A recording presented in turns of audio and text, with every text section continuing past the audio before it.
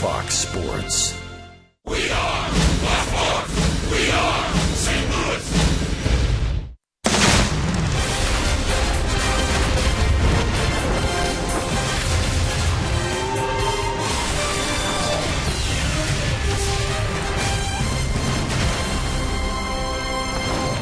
This is St. Louis Cardinals baseball.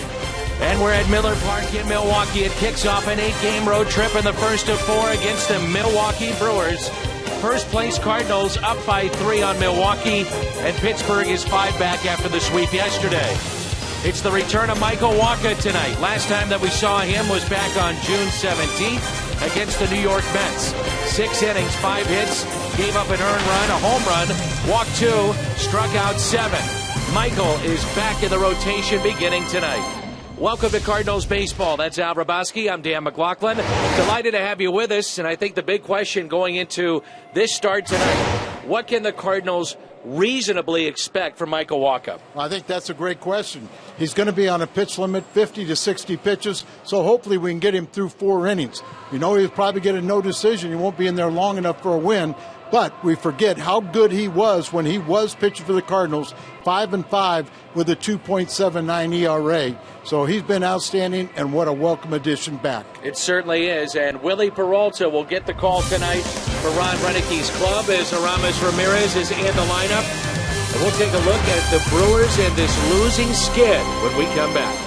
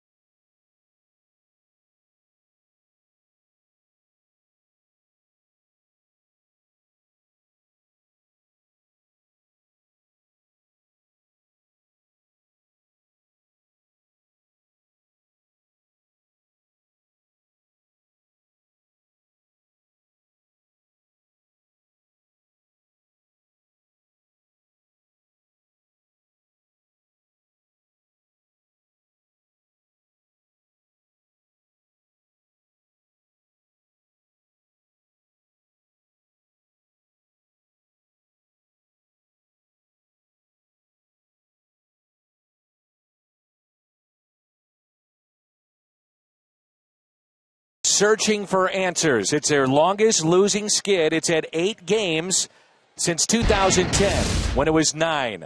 We're at Miller Park in Milwaukee. Why has this team struggled? Well, look at the last 8 games. They have hit just .211. The runs per game at 2. The ERA for the team is near 7.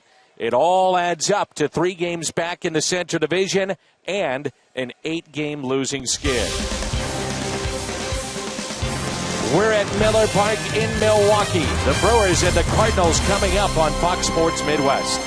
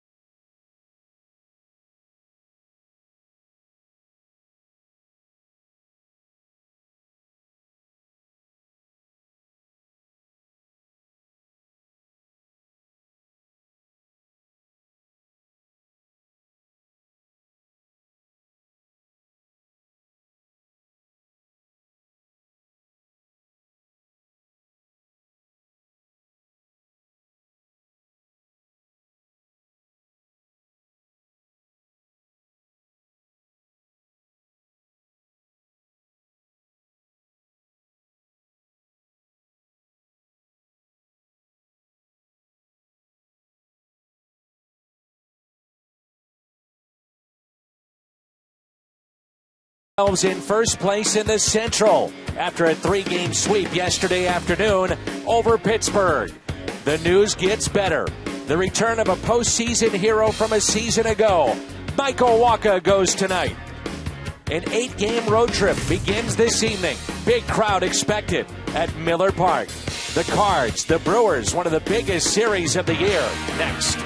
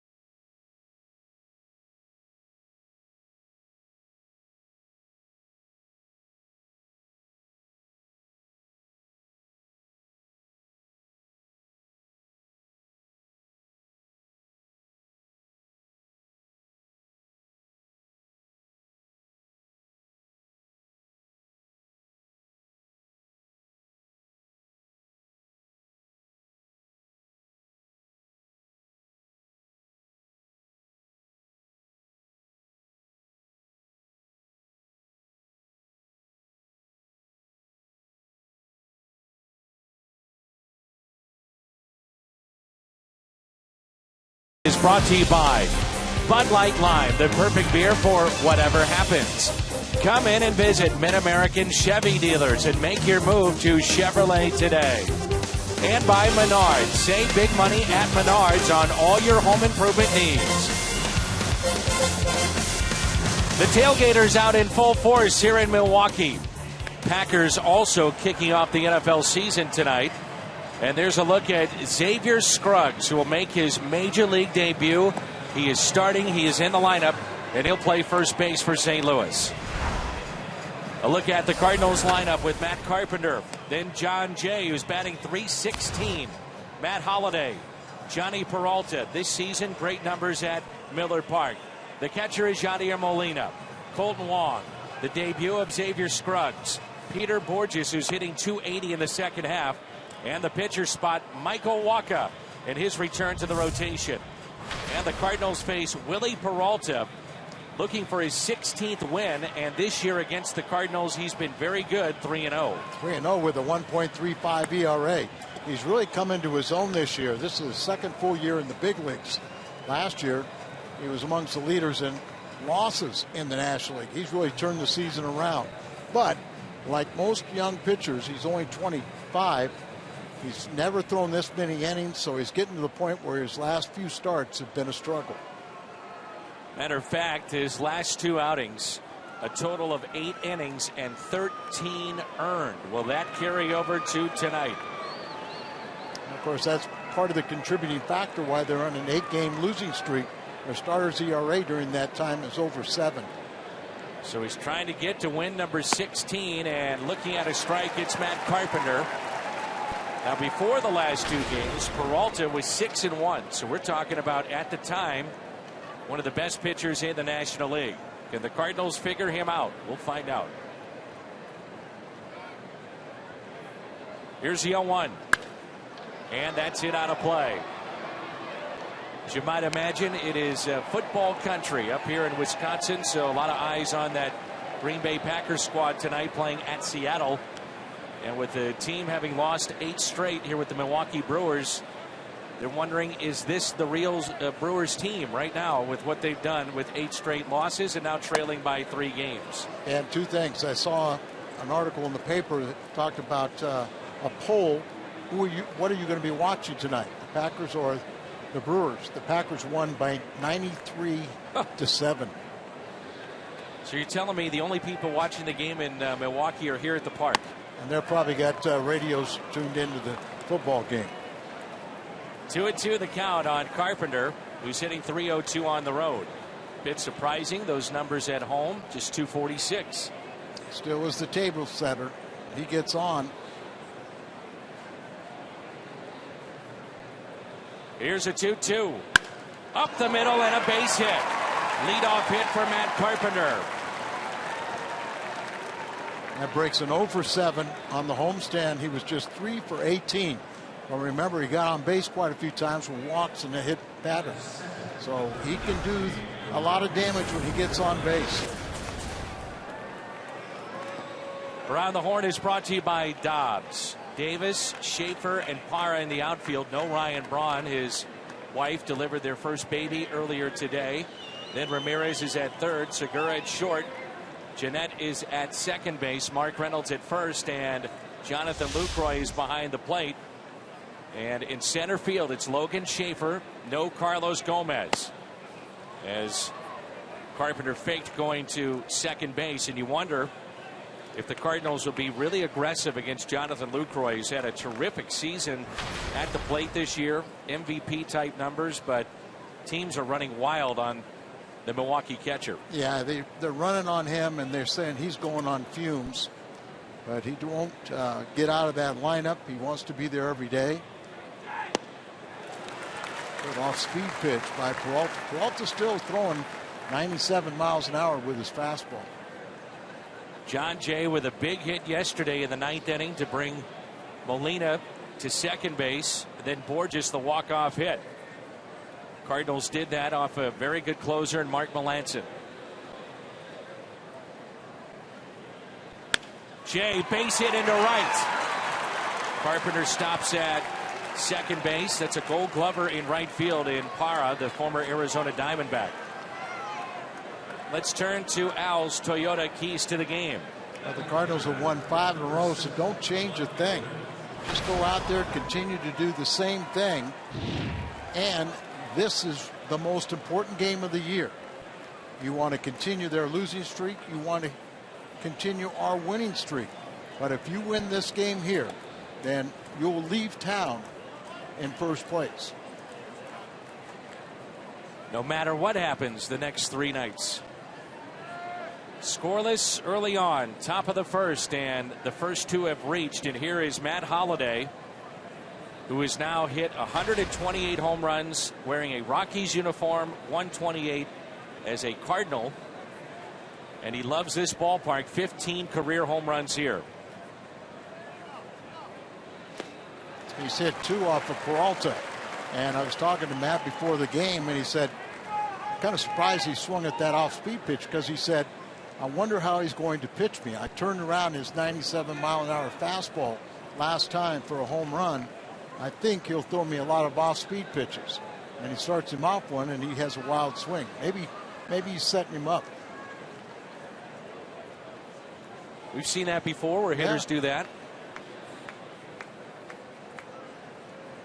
First and second, and an 0-1 pitch to Holliday. Here it comes. Base hit into right field. Hard hit. Parra will fire to the plate, and the bases are loaded for St. Louis. And in steps Johnny Peralta, who is first on the club in home runs, second in doubles, second in RBIs. Bases loaded for St. Louis. Nobody out against a team that has lost 8 straight, and a chance to really set the tone. Carpenter at second base couldn't tell if this ball was going to carry to Parra. But then he also did get the good break, but you're not going to run on that arm. 2-time Gold Glove winner. Parra, you know, 1 time in left, 1 time in right when he was playing with the Diamondbacks. Peralta is hitting quite well in the month of September to carry over from August, in which he hit 333. With 4 home runs in August, drove in 18. Johnny just 2 for 8 off of Peralta, but a 380 average against Milwaukee in his career. Big gap in right center. Here's the 0-1. Peralta pops it up. Shallow right field. Parra coming on, and the right fielder will make the catch. Runners stay put, and a key out.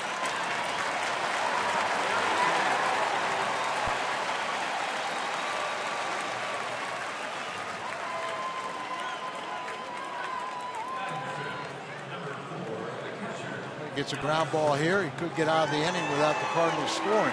But Yachty seems like he'll always rise to the occasion. See what he can do here in this first plate appearance.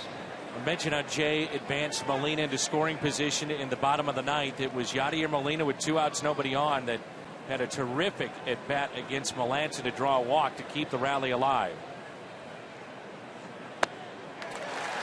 Strike 1 on Molina. And what you're mentioning, Al, you get the ground ball, you get a double play. He does have 3 grand slams in his career.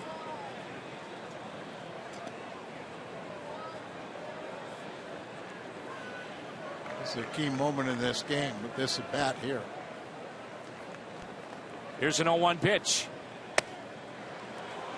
Home plate umpire is Chris Conroy. At first, Jordan Baker.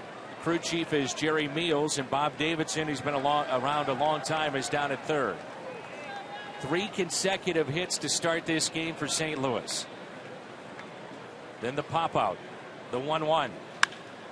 Liner and past Segura. 1-1 is in. Here comes Jay hustling to the plate. He is safe under the tag. 2-0 St. Louis. Molina comes through, and the Cardinals strike first. Boy, what a weak throwing arm from Chris Davis in left field. Threw it right to the shortstop, and Segura, who has a gun, made it close at home plate. But with a new rule giving them a lane to slide, and he throws, you can throw 97, he throws a breaking ball. Yachty, good piece of hitting, goes out and gets it, lifts it over the infield. Carpenter's going to score easily, but John Jay, and you can see clearly he is safe. Here is Colton Wong with runners at first and second.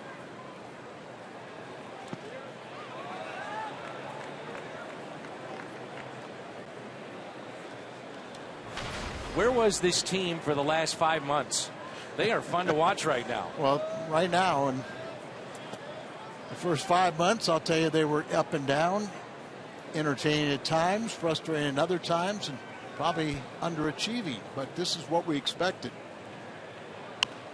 It's what Mike Matheny's been telling us is his offense. Well, it hadn't always show up this way, but the most important time is to do it in the month of September, and that's when they're doing it now. Cardinals have not won 6 in a row this year. They're trying to do that tonight. 1 ball, 1 strike on Colton Wong with the game-tying pinch hit homer against the Pirates, a 5-4 win. It was the day after landing on the back of his head in the outfield. And a 1-1. Popped up on the infield. Infield fly, and the catch is made by Segura. Scoring differential, the Cardinals are -3 on the year. And then when you look at the first 3 innings, there's a key as well. The Cardinals are +32, and that is second best in the National League. But that is a trend that is changing also, Dan. I think early in the season and throughout up until this winning streak, that's inaccurate. But they never piled on, and they did not score late. Now they're starting to score late with their walk-off wins. First major league at bat for Xavier Scruggs. The numbers at Memphis: 21 home runs. He drove in 87, and the Cardinals are getting themselves a hot hitter. Hit safely in 38 of his last 50 games. So his major league debut right here. Really hit well against left-handed pitching, 350. 1 ball and 1 strike. His teammates watching closely the debut of Scruggs, who a year ago at Double-A spent a full season at Springfield and had 29 home runs, second in the Texas League, tops among Cardinal minor leaguers. He's got great power. He's had 20 or more home runs in each of the last 5 seasons.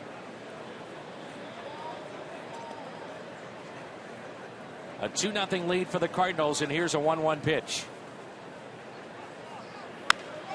And it's a liner that's caught. Scooter Gennett makes the catch. Cardinals strand 2. They pick up 2.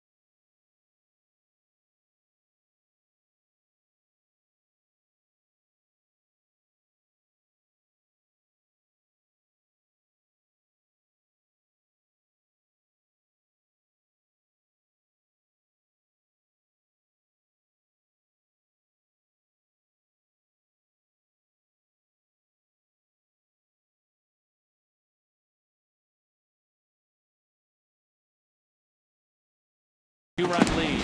Ron Renicky and his lineup during this 8-game skid, they have hit just .211 and outscored 55-16.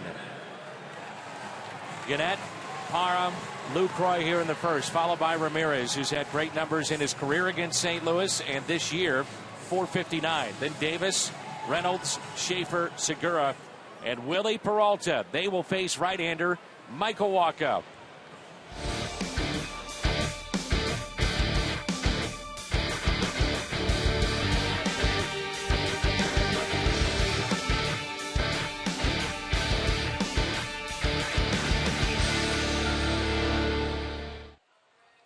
Postseason hero from a year ago, our Kia starter, right-hander Mr. Wacha. Well, you see, forget, because it's been June 17th the last time he pitched, but 15 starts, 12 of them quality. And he's only gotten 3 runs of support per start. That's why he's got that good ERA, 2.79. What a welcome addition once we get back and get his arm built up. Through 2 innings, 34 pitches on Sunday. So pitching on what they call short rest. And I asked Lilliquist about throwing a side session. He said no, he didn't, because he's on short rest. Supposed to be about 50 to 60 pitches. And the first pitch at 95, it's a strike. Well, you know, if you get him back, his arm is going to be very, very strong and well rested once he gets in good shape to go deep into a game. Scooter Gennett is hit just .375. I say just .375 against St. Louis, because there are some guys in this lineup with big numbers against the Cardinals. Knowing that Wacha is on a pitch count, it'll be interesting to see the approach by the Brewers and their hitters tonight. I would doubt very much they change their approach. I know what you're talking about. Really be patient. Yeah. Work the count a lot. Try to get him out of there in an inning or 2. But I think they're chomping to hit the way they're losing 8 straight games. There's a broken bat, and Scruggs backhands it and makes the play. Now he can take a deep breath. A look at the Cardinals defense tonight with Matt Holliday in left field. Peter Borges is in center. John Jay is in right. Carpenter and Peralta on the left side of the infield. Wong and Scruggs on the right side, and Molina behind the plate. Cardinals defense is brought to you by Dobbs. Xavier Scruggs has gotten himself in very good shape, which held him back at times. A lot of strikeouts at the plate, but also did not move as well as we saw in spring training, and certainly as well as he moved this year. Here's Parra, came over from Arizona, the trade deadline, for a minor league outfielder and also a left-handed pitcher in the minor leagues. And with Gomez out, that's really been helpful for Ron Renicky to have a quality outfielder to plug in. Parra was 6 for 12 in the series against Chicago, and he taps that foul, 0-2. You mentioned run support for Michael Wacha. The Brewers have given Peralta great run support this year. Matter of fact, it's over 5 runs a game when he starts. The same thing for Peralta, for Loesch. But now when you're only averaging 2 runs a game, you know, and you're giving up 7. And a base hit on an 0-2 pitch.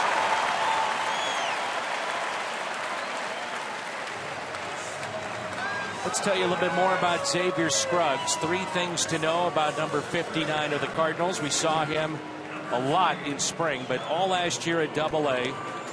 29 home runs a season ago. Now that was at AA Springfield. And they talk about better mobility defensively. The Cardinals were looking for a backup to Matt Adams, and they get that with Scruggs. He's lost some weight, moving well, and now in the major leagues. Here's Jonathan Lucroy.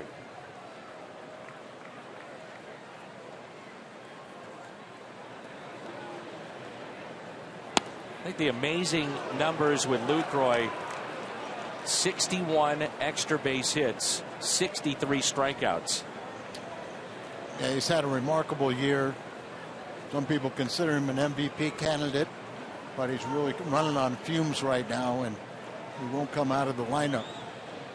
Some talk that maybe he would move to first base eventually because, as we talked about earlier, teams are running on him an awful lot. Now, they do say he's a very good pitch caller. Defensively, frames the ball well, but teams are running on him. Here's an 0-1 pitch to Lucroy. Slicing towards the line. Jay won't get there. Trying to keep the runner, and Parra on his way to third. They'll wave him in. No throw. It's followed by Scruggs, and Lucroy delivers with a double to cut the lead at 2-1.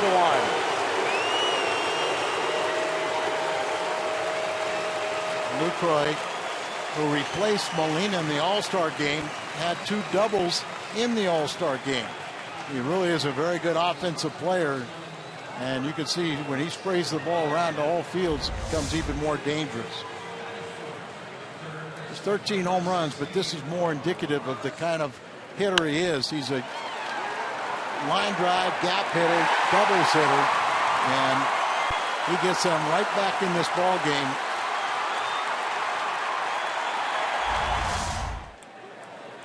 So here's Aramis Ramirez, close to a .500 average against St. Louis. His 47 double for Lucroy.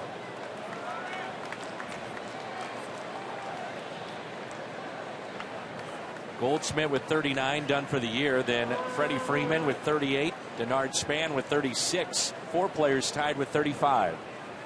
Peralta's one of those 4.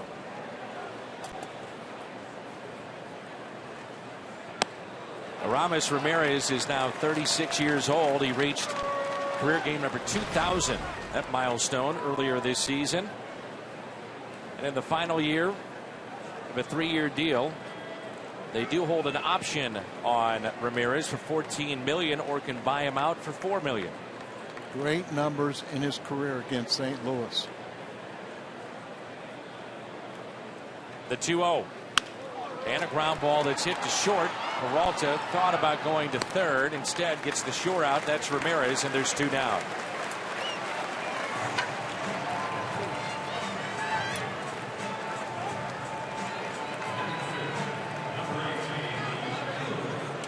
Walker needs to strand Lucroy at third. And he's contained Chris Davis. Davis 0 for 4 with 3 strikeouts against Walker. There are 3 Brewers with 21 home runs to lead the club.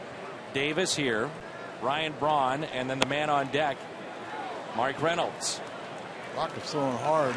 95. This last one's been 96.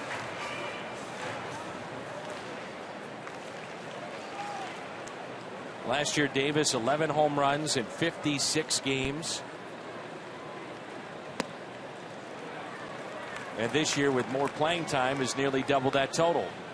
Now, we got all the benefit of the Ryan Braun suspension last year to get a lot of playing time in the second half. And as you said, they're regular in left field the entire year. It was pitch number 15 for Walker here in the first. And it's 2 balls and 1 strike. 2 outs, runner at third. A 2-1 St. Louis lead. Outfield is straight away. Curveball, a beauty. We saw that more from Walker earlier this season compared to fastball changeup primarily a year ago. Well, remember when he first got to the big league scene, he had no breaking ball. So after teams saw him a little bit, saw that he was a 2-pitch pitcher, they started teeing off. Came back, and during the playoffs, he had a serviceable breaking ball. Fights it off into right, and the catch is made by Jay. Run-saving play by John Jay in right field. Outstanding.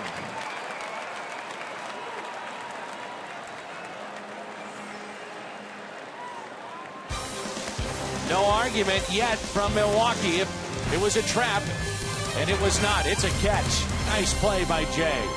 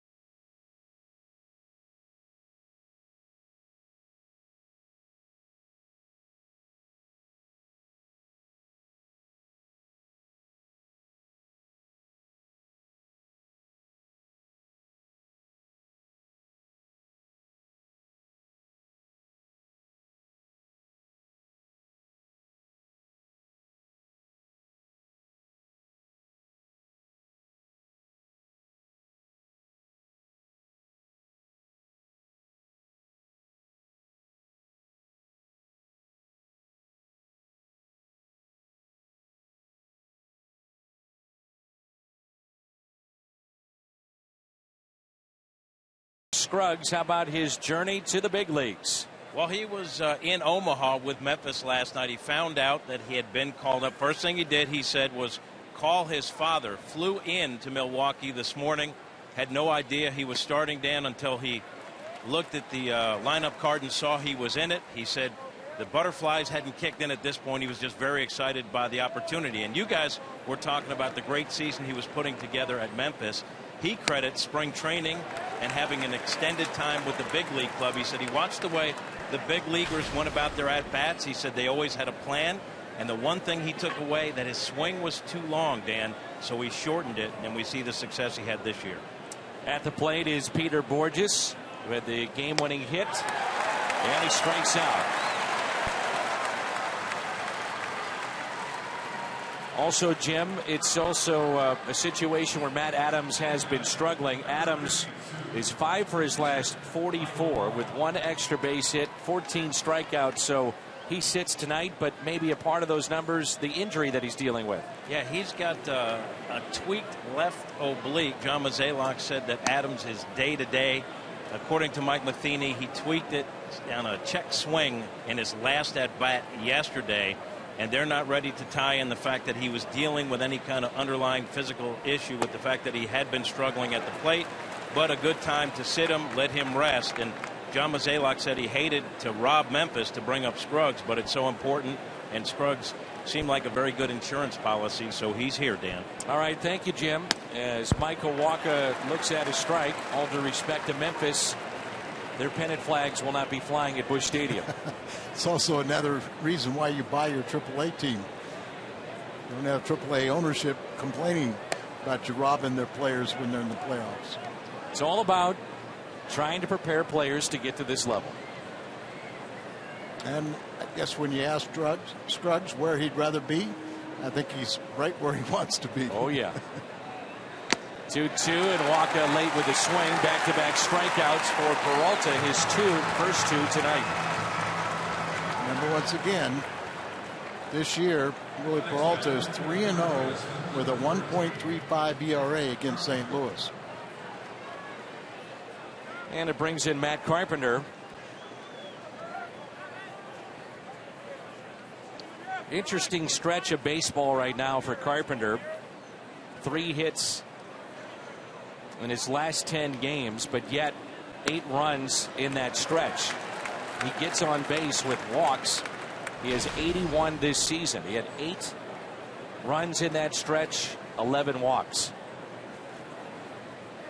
Singled his center on a 2-2 pitch to start the game. He is so much a part of the Cardinal offense. When he gets on, you know, that kind of jump starts the offense. Usually when he gets 1 hit, it'll end up with a multi-hit game. If the bottom of the order starts a rally, he's going to be right in the middle of the RBIs.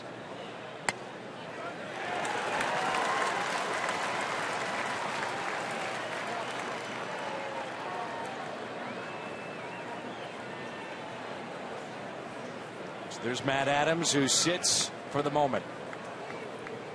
And I think it's a good thing for Matt Adams. Ground ball and backhanded by Reynolds. Flips to Peralta in a 1-2-3 inning. Michael Walker back to work in the bottom of the second when we come back. 2-1 St. Louis.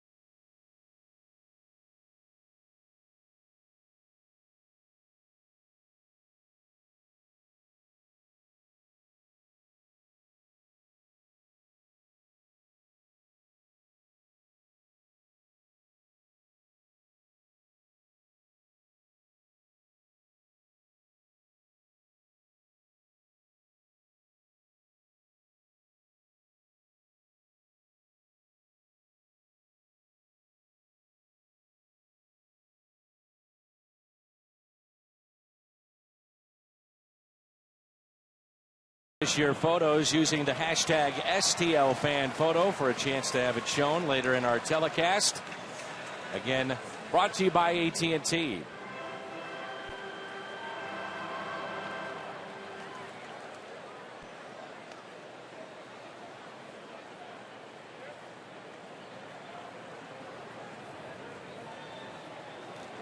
Here's Mark Reynolds hitting 199, but 21 home runs. He's driven in 44. He is your prototypical all-or-nothing guy in many ways. Looking at his career numbers against St. Louis, 275 average.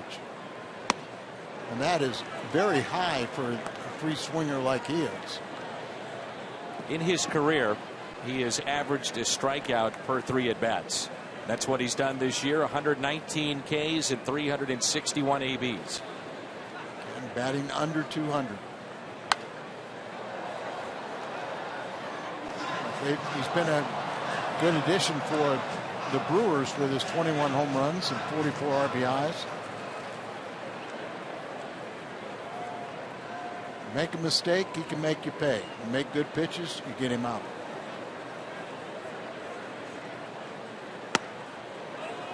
Where's that pitch?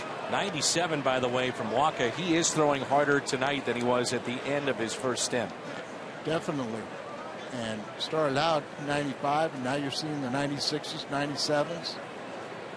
You should have another strikeout, that last pitch. Now they go inside and tie him up. That pitch at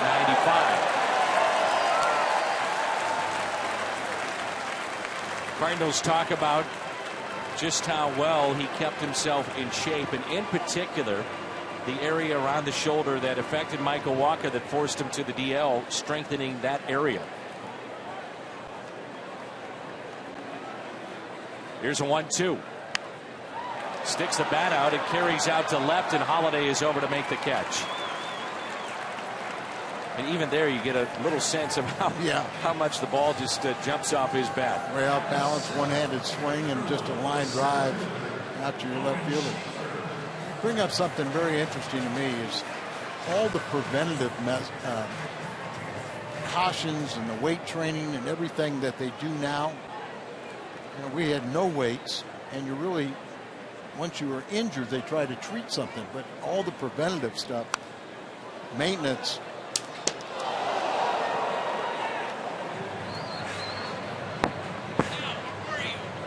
Dan, put your headset back on. Wow. Where were you? Well, every time you complained and said, I'm jumping out of the way. And well, you couldn't get out of the way with that one. I'm trying to hold a conversation with you. Boy. And I got it late, but the instincts took over, Al, and I think I broke my left hand. I think you did too. Now, if I was to rate your defensive prowess there, about a 3. Oh, I'd give me a 1. I said it was on a scale of 3. Good to see you guys. Hey, everybody.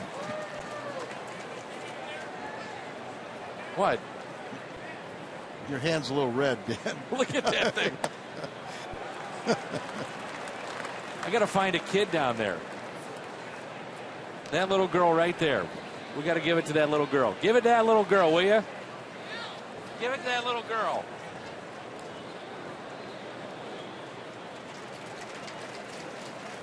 Three-one pitch and a strike, and it's 3-2. Well done, Danny. She has no idea what I just gave her. And she put it between her chin and her chest and just held it there because the ice cream was more important. Sure that wasn't one of your kids. It's still hurting, right? Anybody got any ice? Any ice?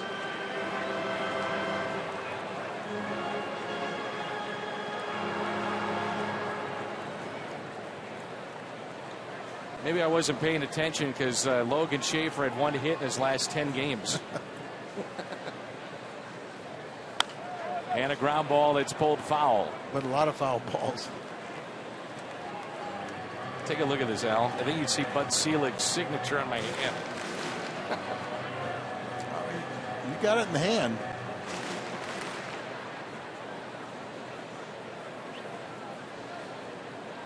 Headset went flying off the whole 9 yards. Notice I didn't move. Al, with all due respect, your reactions aren't quite what they used to be. That's true. I'm not sure you would have seen it. Well, I saw it, and I knew where it was going. But I've always heard every time a ball's up here, You said that I'm diving under the desk. You're trying to protect I would have me. been. I'll be honest with you. I would have been diving under the desk for sure.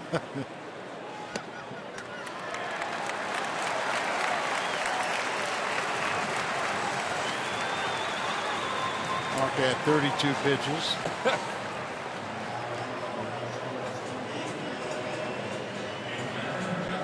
And ideally, you don't want Marco Gonzalez, who's going to piggyback him. You don't want him really to kind of come in the middle of an inning.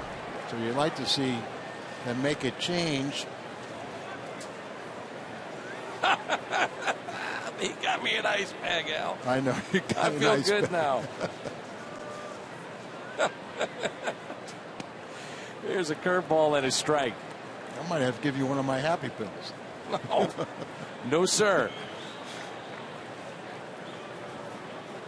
How is your neck doing, by the way? Very good. Good. Your Very back good. is okay? Yeah. You ready for the trip? Until I go on road trips and sleep in the hotel beds. Then it messes you up.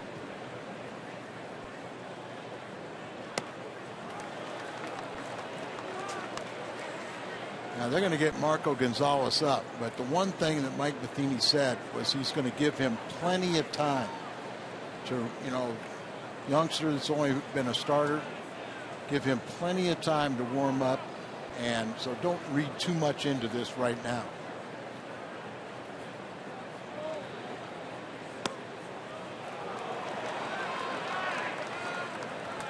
And a little trouble getting that breaking ball down.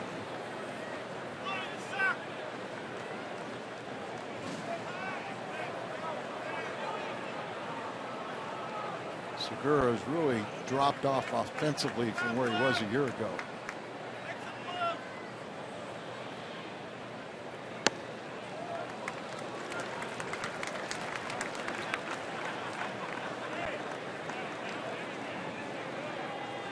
He's throwing hard. It's now 2-2. That pitch at 97.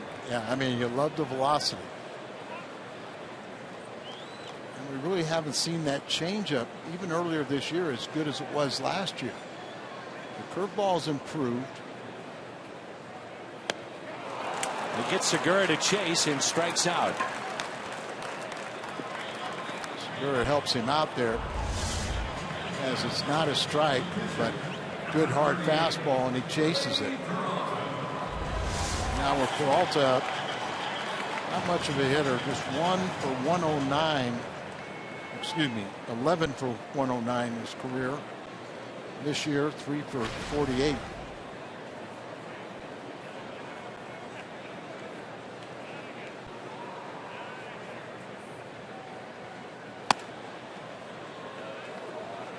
Is it me, or has this strike zone been jumping a little bit?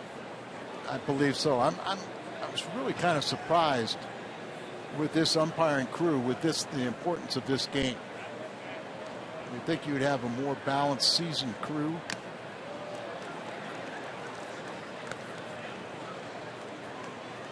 Davidson's been around a long time, but never really considered to be one of the elite.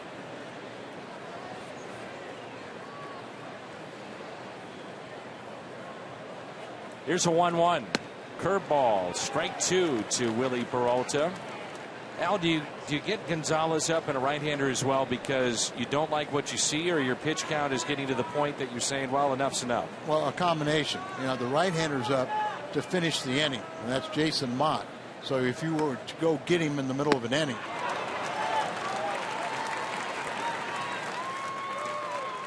they got me the ice. There it is. Oh, yeah. Getting the feeling back. Feels better.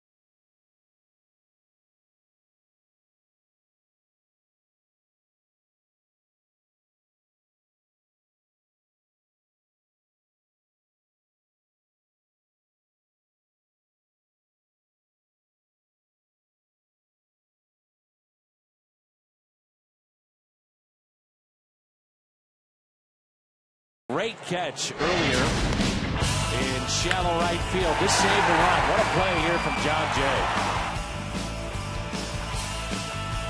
Talking earlier about how well he's been getting jumps, and Michael Walker appreciate that. The entire team appreciate that. But how about the way he's been swinging the bat? This entire game is really taking a step forward. Al, I'm officially day-to-day. You can get, I got it for you. You can Feel how talk. hot my hand is. And that's after putting the ice on it? Yes. Let's see. All right, Dan. We'll get Vince down here to keep score for you, and you just keep on talking. Where can I put my feet? Right up here? Just there we go. Oh! Now you broke the chair. Now the chair broke. What's going on here?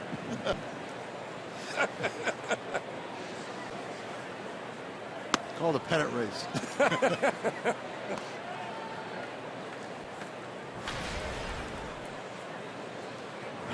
Road trip is off to a rough start.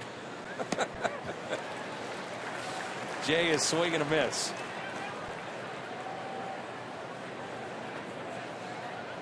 Yeah, he's extended his hitting streak to 7 games now with his base hit and runs scored in the first. Catches the outside corner. Cardinals had the bases loaded, nobody out to start the game. They did pick up 2 runs. Could have been more. Also, you were concerned after the out, the pop-up by Peralta. Molina up. You always worry about a ground ball double play, but he came through. Absolutely. And Yachty, just his presence back.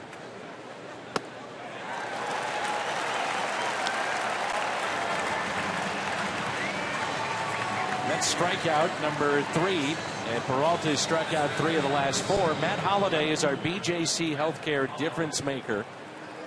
Most career home runs against Milwaukee. We mentioned at this ballpark 15 of the 25 hit here at Miller Park, and then his good numbers against the Dodgers, the Cubs, and the Pirates.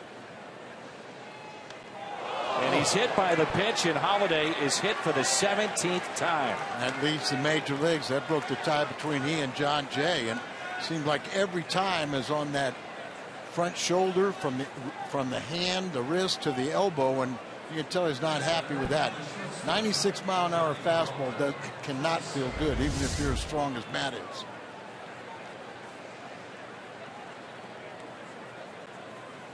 Luckily, he turned a little bit. Looks like got it on the tricep.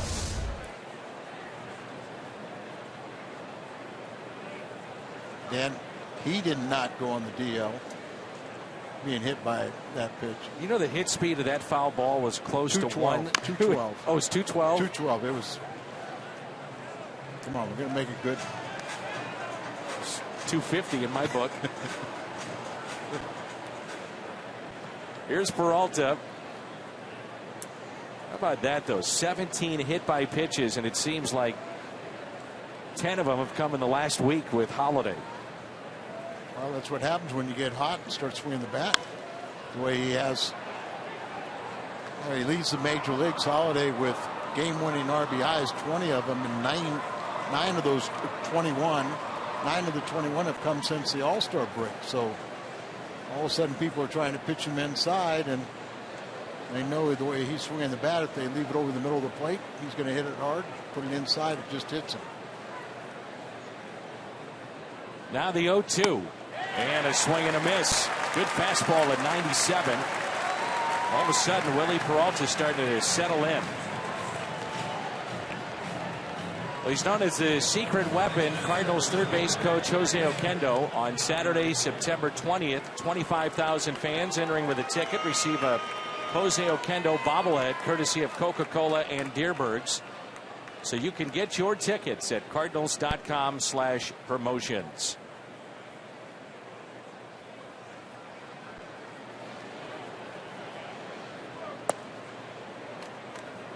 Yadier Molina with an RBI single to score 2. He's now up to 34 RBIs.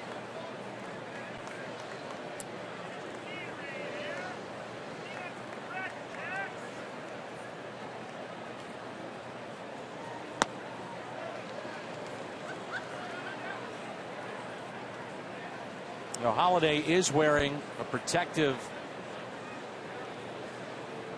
little brace, if you will, on his elbow, but where he's been getting hit, it's been above that, the shoulder, the tricep area. Put that whole arm.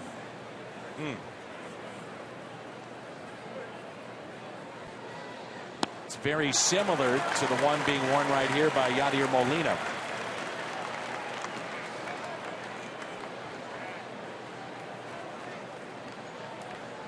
Normally, this time of year up here, you could just hold your arm out in the air and it would freeze. But after a stormy morning, very nice weather today. Roof is open and it's 2-2. Remember at the old ballpark, it was freezing. We'd come here through April, and I mean, it was terrible. And we come in September, and it was just as cold. But awful.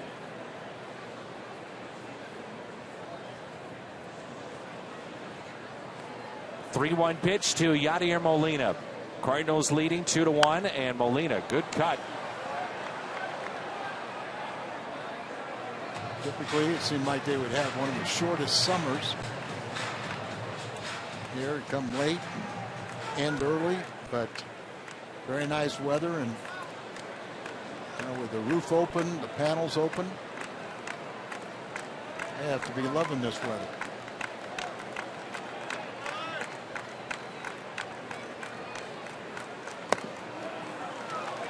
That's taken low and outside by Yadier Molina. First walk issued by Willie Peralta. And it brings in Colton Long with 2 on. And this is something I didn't realize. We know that Milwaukee's on an 8-game losing streak, but they opened the season with a 20-7 record. The Brewers have gone 53-59 since that time, including 22-33 since July 1st. Now they've had 2 winning months. That's it. Yeah, I mean they've had another losing streak, I think, of 7 games. I think it shows you 2 things. One, they got off to a hot start, which you talked about, and there it is, 2 winning months. But the other thing is that the league really hasn't seen a team just run away with it. You know, a lot of teams have been around 500 for the better part of the season. Right, and when in the Central Division, you got to win the Central Division to win your. Long hits it foul. You know, once you think, or you almost got to play 660 ball outside of your division if you don't win in the division. And the Brewers are only 1 game over 500 in the Central, where the Cardinals 13 games over 500 in the Central Division. And now the majority of the games are inside your division, and that's where the Cardinals have the distinct advantage.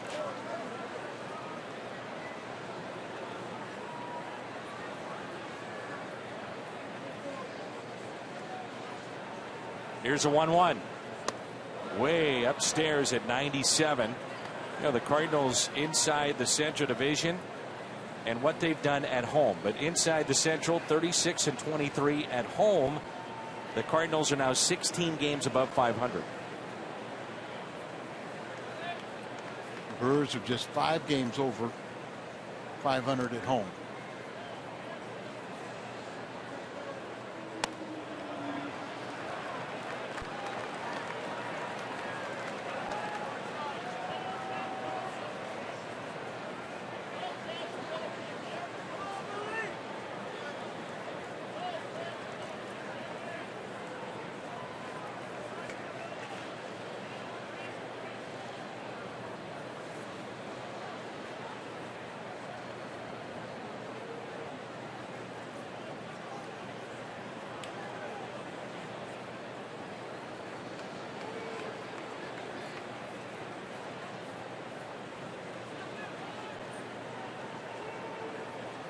Here's a 3-1 pitch. Good cut by Long.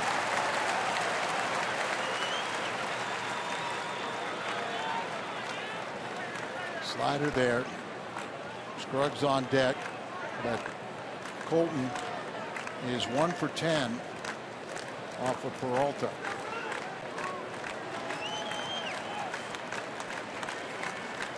There go the runners. It's a base hit out to left. Here comes Holliday. He'll score, and it's back to a 2-run St. Louis lead. A 2-out RBI base hit by Colton Wong. Holliday scores 3-1 St. Louis. 38th RBI for Colton Wong. Nice piece of hitting right there. He's really been kind of struggling a little bit. He's been swinging way too hard at times. And there he sees the ball away from him and just punches the ball to the left side. Stays down on it, a little controlled swing. And with Holliday running on the pitch, it's an RBI. Pretty piece of hit. Why do we always say that with lefties that go the other way?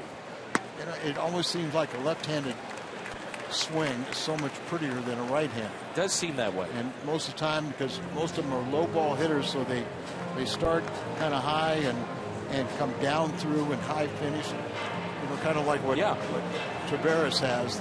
He has an exaggerated high finish, but it is a nice looking swing though. Fluid. Now the Cardinals have runners at first and second for Xavier Scruggs, and he's hit by the pitch. Second Cardinal to be hit, and the bases are loaded. I don't want to be hit by a pitch, but you're putting on base runners out there, and then you make a mistake. Borges can really open this game up. And it's the pitching coach out to talk to Peralta after he hits his second man. Pitch count is getting up there too. 56 pitches, not through the third inning.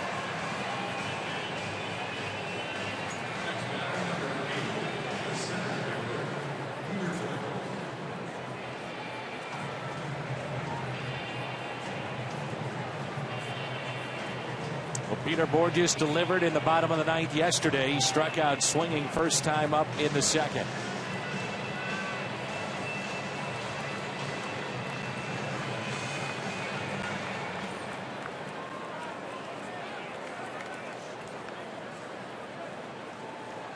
Talk about hitting a wall.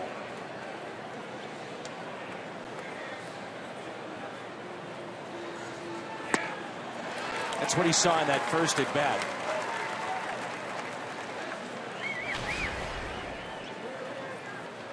We saw in spring training, clubs try to throw Peter a lot of off-speed pitches.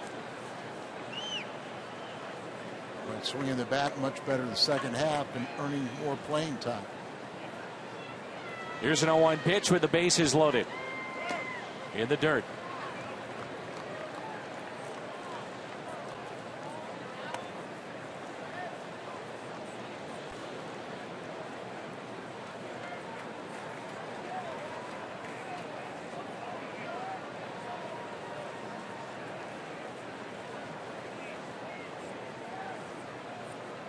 Bases loaded. 1-1 pitch to Borges.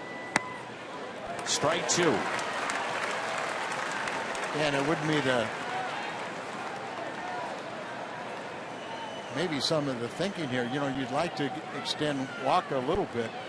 But what happens if you have Borges gets on, you got the bases loaded and 2 outs. You take another shot at the offense and pinch it, Walker. We won't find out. I think you do. I think so too. Cardinals strand the bases loaded, but Long comes through.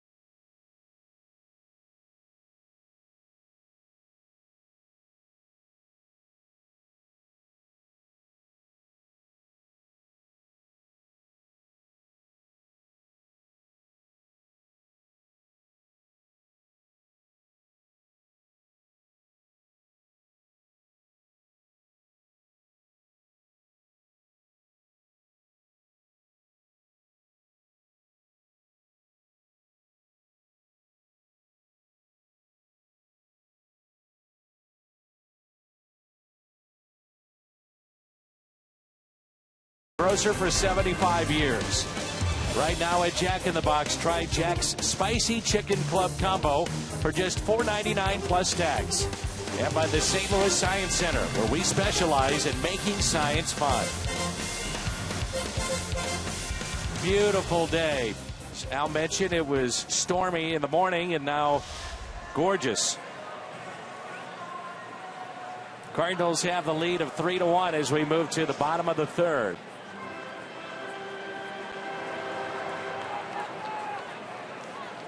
Once again, Jason Mott is throwing behind Michael Wacha. And then the game plan is to have Marco Gonzalez start an inning fresh. And that floats in for a strike. Scooter Gennett. So the pitch count for Michael Wacha at 42. And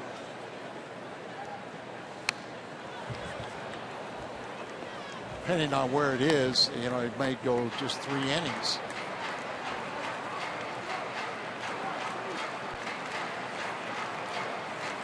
Eight of 10 first pitch strikes. Trying to be efficient. I think, you know, the maximum you could hope for was basically 4 innings. And it's going to be 3 or 4. The last thing you want to do is come get him in the middle of an inning.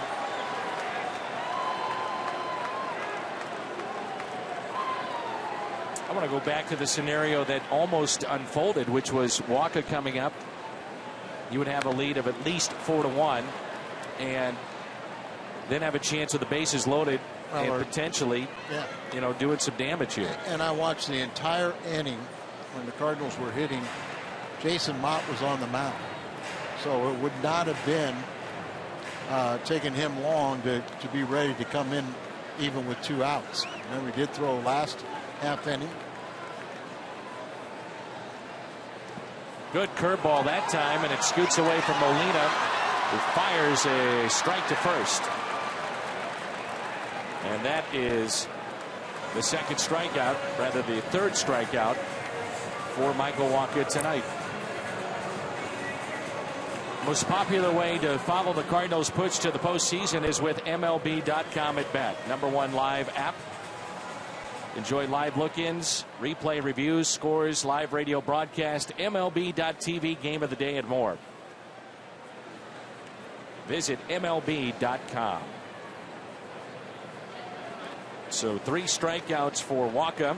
And here is Parra, singled on an 0-2 pitch to left field. Fights it off, and his second hit of the night.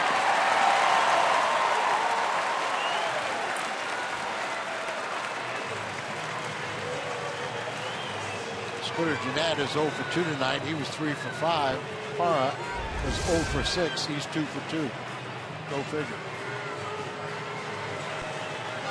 Inside pitch and hits it to the opposite field.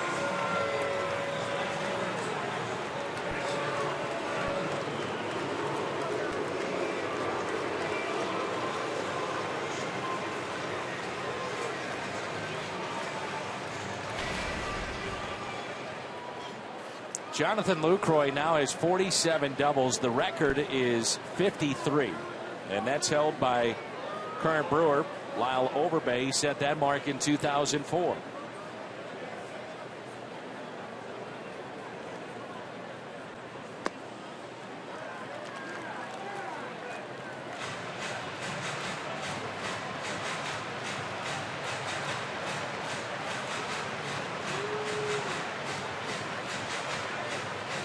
Lucroy with a double down the right field line and an RBI.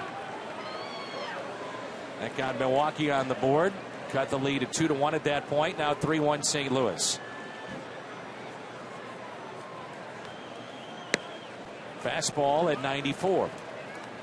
You know, you can throw in all the simulated games, and you know this better than anybody, Al, and go down to Double-A and throw 34 pitches, but there's nothing that can equal what he's doing right now, which is being in the middle of a pennant race against the team that's chasing you. Exactly, and that's why in some ways I'm not concerned about the shoulder, but you worry about an additional injury. And a double play ball. Flip to second. 6-4-3 on the double play. That might be it for Michael Wacha. 50 pitches at this.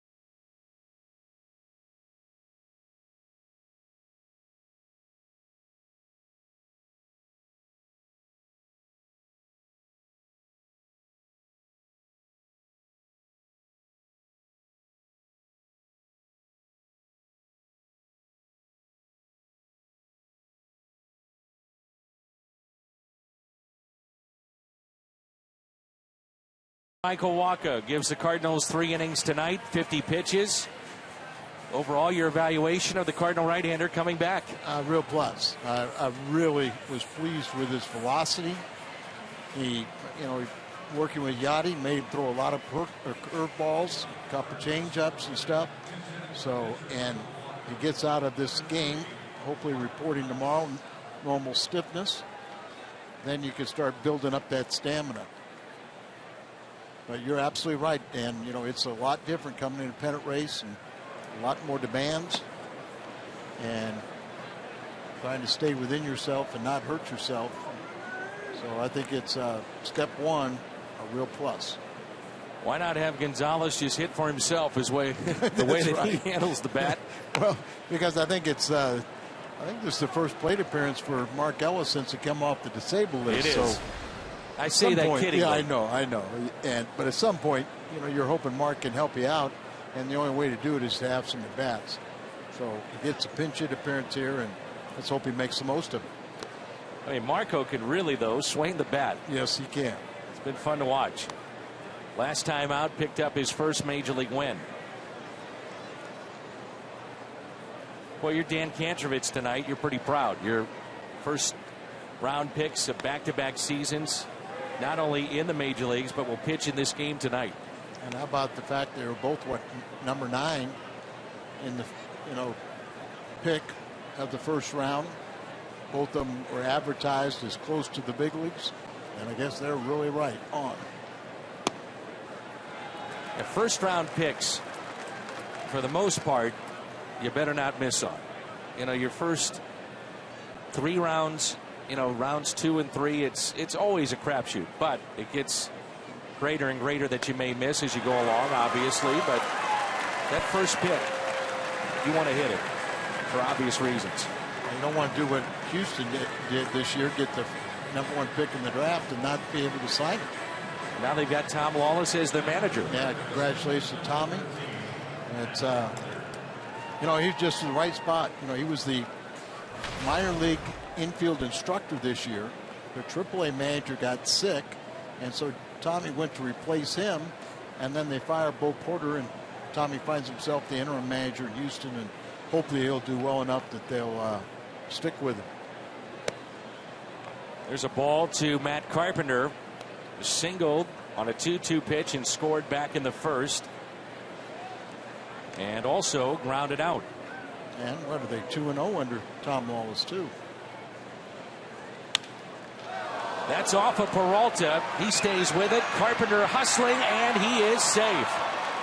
Throw hit Carpenter where after he passed the bag. See him okay, but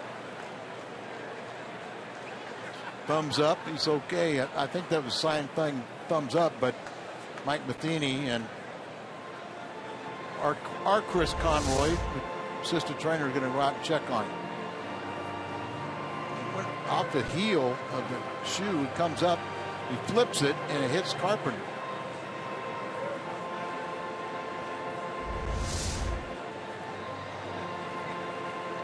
Got 2 Chris Conroys here.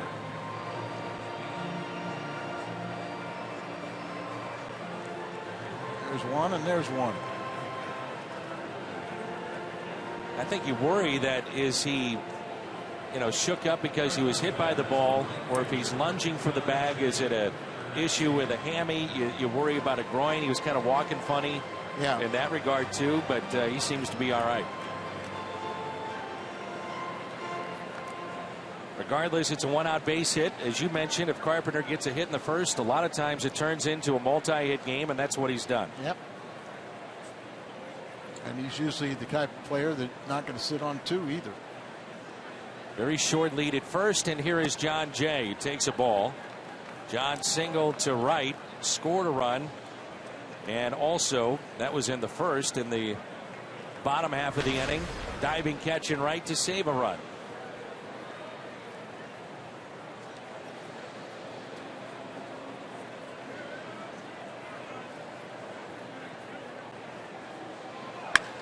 He is running, and it's a 4-6-3 double play. Segura with a bullet to first, and Reynolds stays on the bag.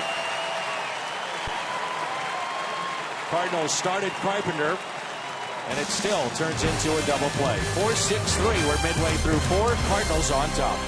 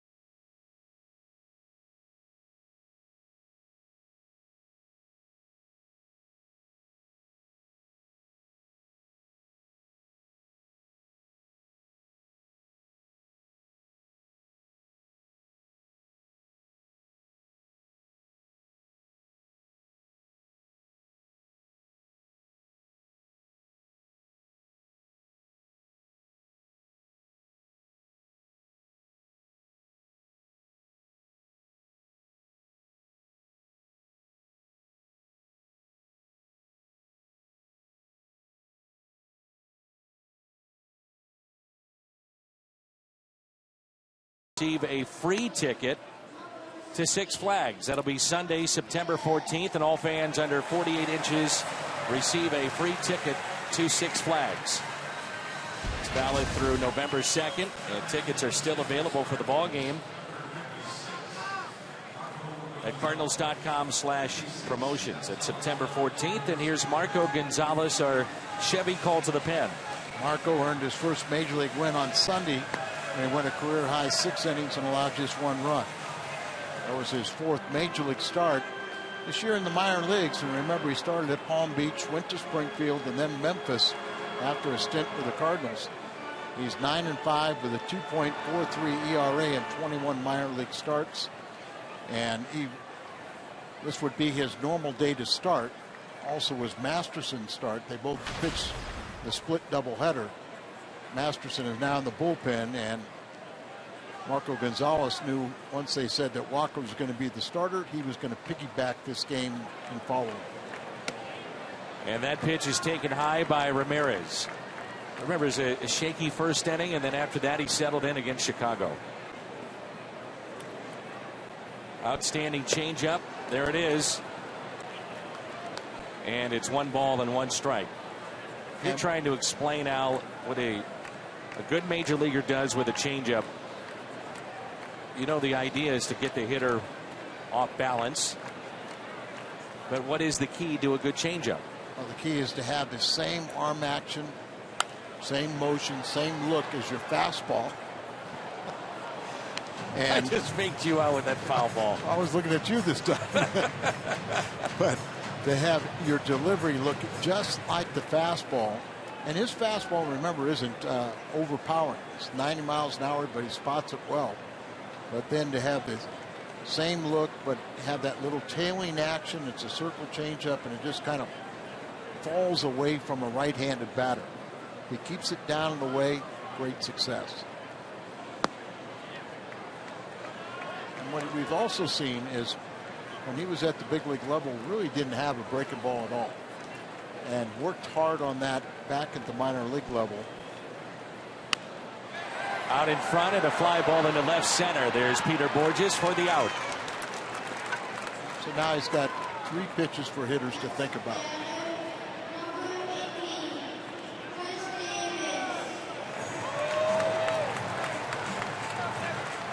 Chris Davis robbed by John Jay and Wright back in the first inning.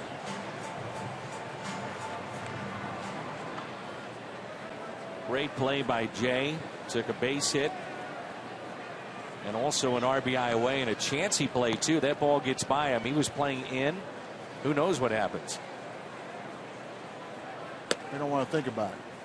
And you mentioned Dan Kantrovitz, Cardinals scouting director. Well, the Brewers were saddened to learn their scouting director, 53 years of age, died of an apparent heart attack. Back to Gonzalez. Underhands to first, and Xavier Scruggs.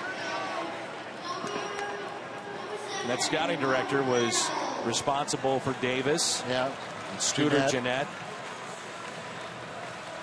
Mike Fiers as well. We'll see him in this series. Yeah, I think there are 4 guys on their roster. So, I mean, he was very happy and proud of these guys. And I know Chris Davis, it hit him hard, said that, you know, that the director really got to know them as men and not just players, and really took an active role in their families. And so this organization very saddened to have a moment of silence for him before the game. And a strike, and it's 1-1 on Mark Reynolds. He had been with the organization for 17 years, different capacities. Here's a 1-1 pitch. Good cut by Reynolds, but fouled it back. Fly to left his first time up.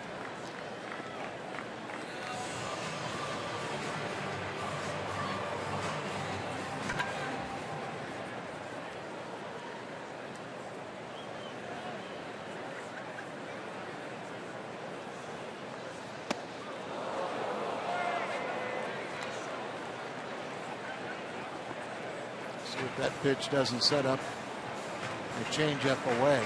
Fastball down and in, off the plate.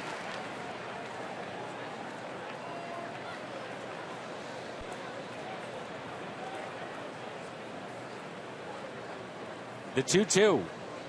A changeup. Ooh, Gonzalez and some of his teammates thought that was strike 3. Now it's 3-2.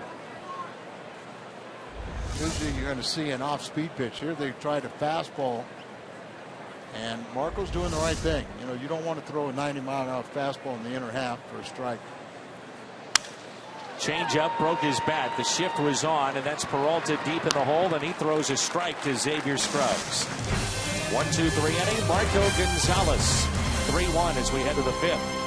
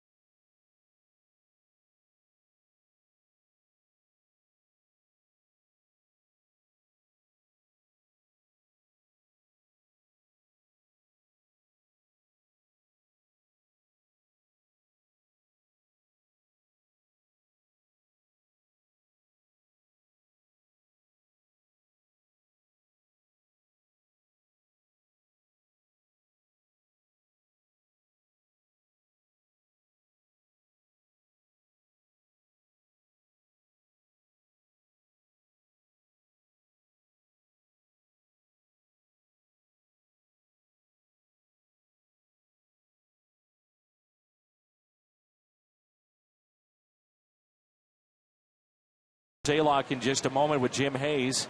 Get his thoughts on Michael Wacha tonight. And here is Matt Holliday with the Cardinals leading 3-1. Holliday has singled to right, was hit by a pitch and scored in the third. Cardinals with 6 hits.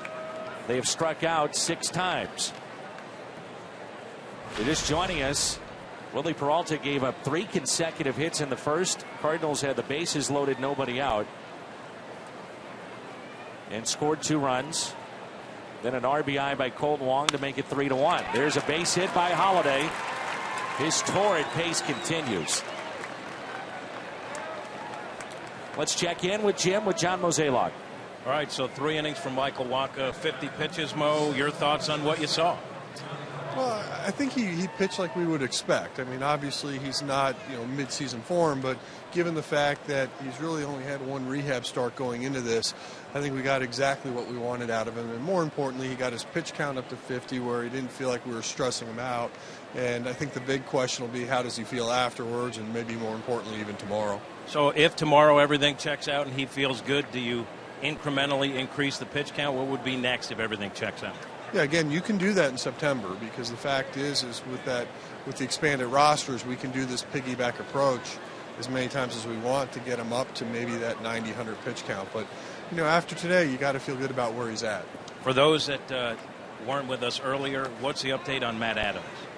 Well, yesterday in his final game, his final at bat, he did something to his oblique. I would say it's a mild strain. He's really day to day, but we didn't want to go short, and we certainly don't want to have guys playing out of position, so that's why we brought up Xavier Scruggs. So it's something that he could bounce back from tomorrow. It is, and I think even if we needed him tonight, he might be able to give you an at-bat, but just didn't quite feel 100% and didn't want to go short today. And as we talk about players that are a little banged up, how impressed are you that Danny Mack took the foul ball to the hand and was able to play through? Unfortunately, I didn't see it, but I did hear it. And it was loud, right? I think it hurt. But you knew he was a gamer, right? Well, I hope so. How's he hanging in there? Dan, how you hanging in there? I'll tell him. Day to day, but I'm a gamer, Jim. He's day to day. That's what it sounded like. Jim, Dan just said, don't come over here and get autographs. No autographs, not tonight, Al. It was my left hand, though, and I signed with my right. I know, but it's Jim who's asking. Understandable. A line out off the bat of Peralta. Here's Molina. Don't catch it. Trust me. Let it go. Now the feeling has come back in the left hand. It's now only about 125 degrees on my palm. I think everything's good. Still got Commissioner Selig's autograph? I do. You can see it prominently. Here's an 0-1 pitch to Yadier Molina. And a ground ball that's hit to short. Double play ball, 6-4-3. We're midway through 5. The return of Michael Wacha to the rotation tonight for St. Louis. Cardinals on top.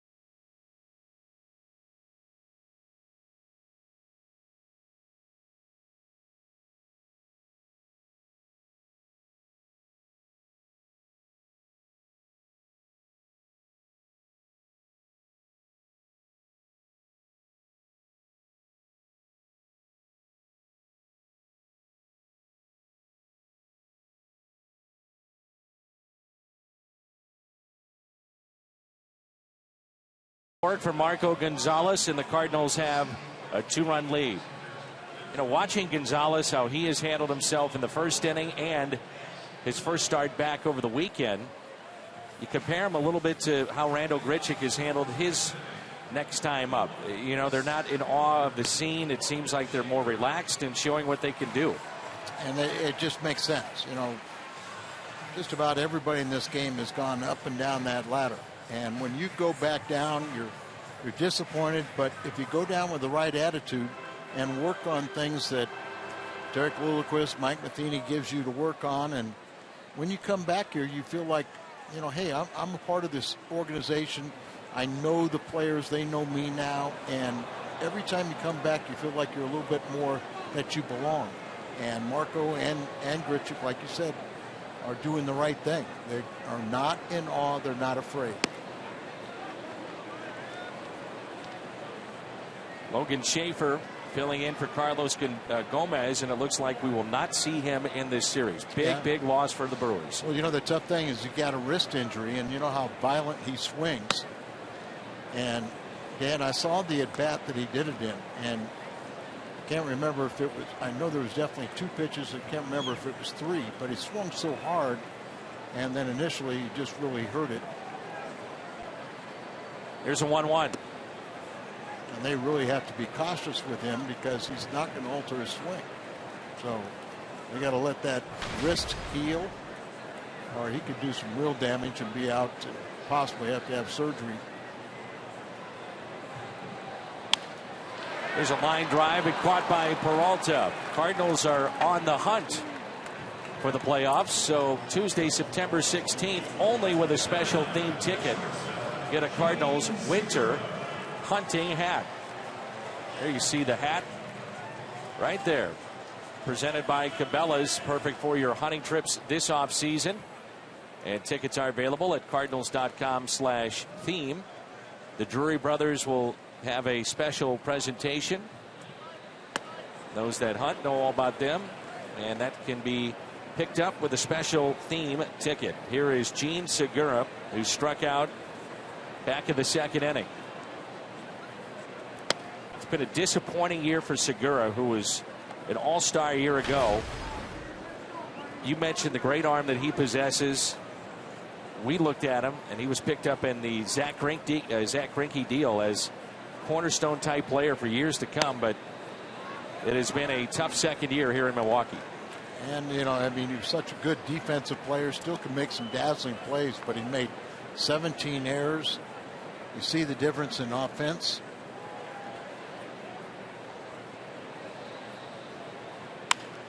And a ground ball that's hit to Peralta. And I'm out in front with that changeup again. We turn to our What's on Tap, presented by Budweiser, and we're back at it again tomorrow. We'll come your way tomorrow night at 6:30. What's on Tap, presented by Budweiser. Lackey 2-1.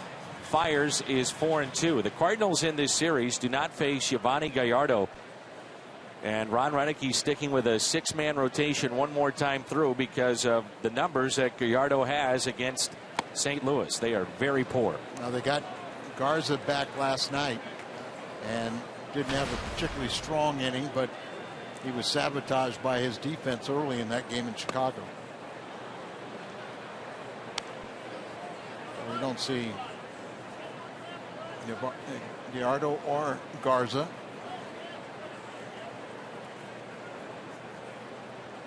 Here's a 2-0, 2-1. If the season ended today, the National League wild card would be Milwaukee and San Francisco.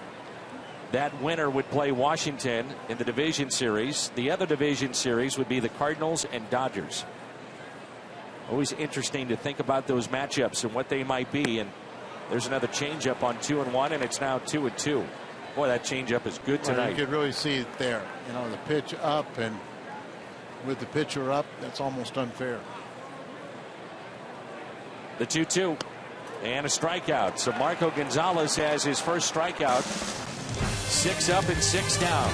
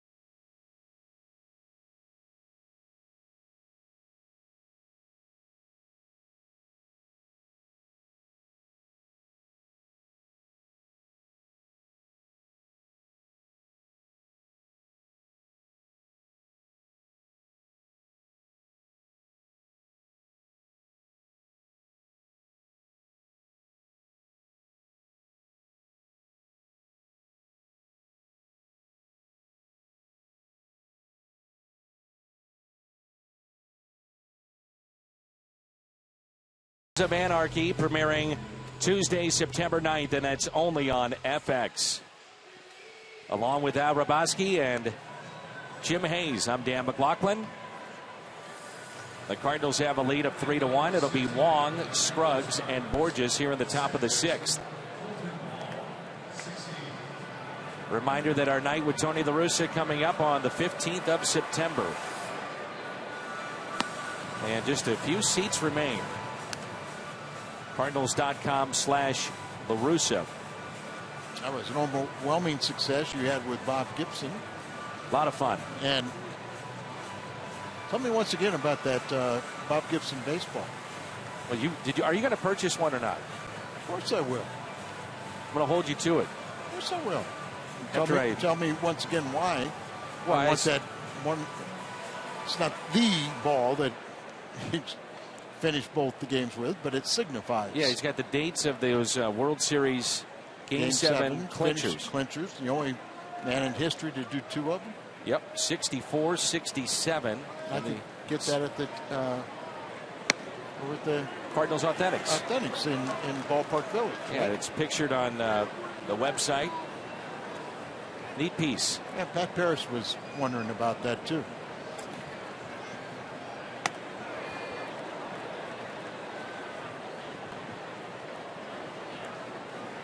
One ball and one strike. I'm sure Pat would like to buy one. I'm sure everyone in Cardinal Nation would want to buy one. Can't be that many of them. Got to be pretty exclusive.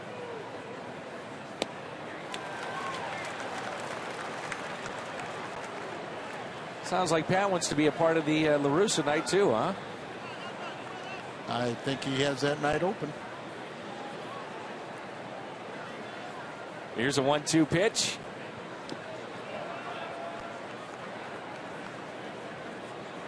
Two and two.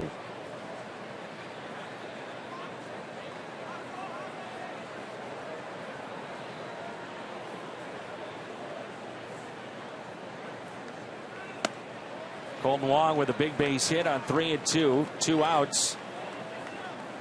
And that was back in the 3rd to make it 3-1, and that's where we stand right now.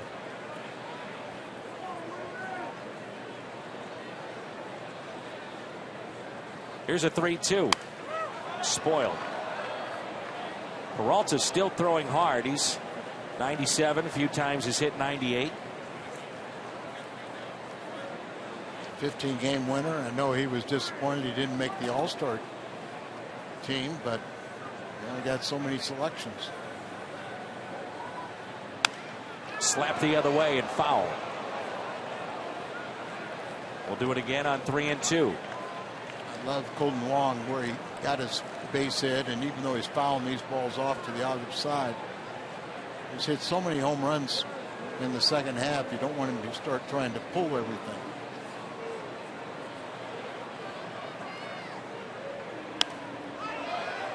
Again.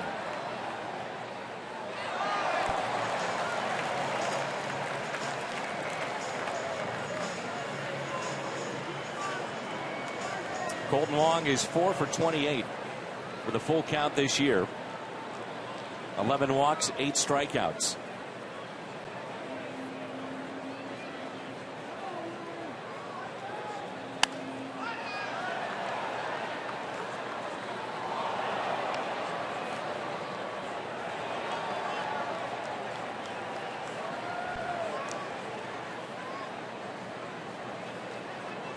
Pitch number 10 at the at-bat right here from Willie Peralta to start the top of the 6th.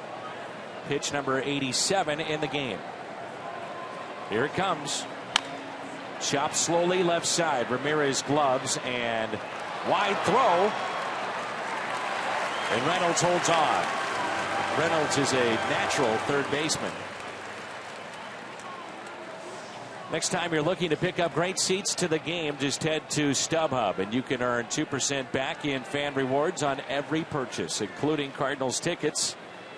They also have all-in pricing, so there are no surprise fees at checkout. StubHub, it's your ticket to upgrades and more. Matheny contesting that ball, waiting to see. Does he keep his foot on the bag? Sure looks like it. And he's out. Notice the size of our first base umpire, Jordan Baker. He is a quite tall man. I mean, he's got to be what, close to 6'7". Biggest umpire I can remember. Tallest. Can't say biggest. No, you can't. But you bring up an interesting point. When he's behind the plate, how hard is it to get to the strike zone? Down. Yeah. Scruggs hits it up the middle. Segura to his left, and he makes the play. Xavier Scruggs is 0 for 2. He's been hit by a pitch in his major league debut tonight. And it brings in Peter Borges. Scruggs' real advantage is hitting left-handed pitchers, 350. Against right-handers like tonight, Peralta, it's only 259. So, but with the mild oblique strain of Adams, he's getting the start tonight. Borges has struck out twice. Struck out to start the top of the second, and struck out with the bases loaded to end the third, the top half. 3-1 St. Louis and a 1-0 pitch.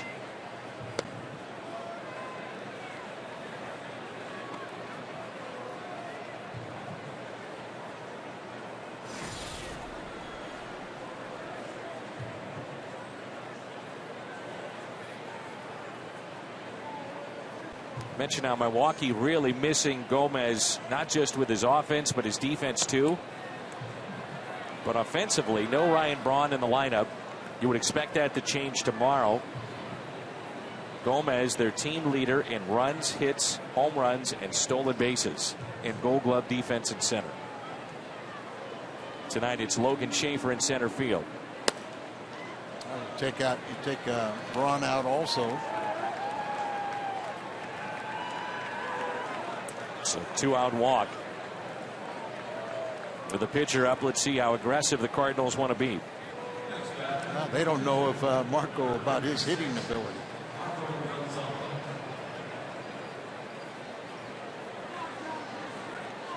It's 2 for 4 with a double. Got that double in his first major league at bat.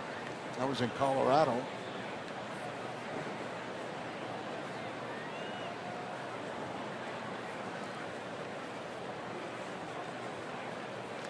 Two-way player in college.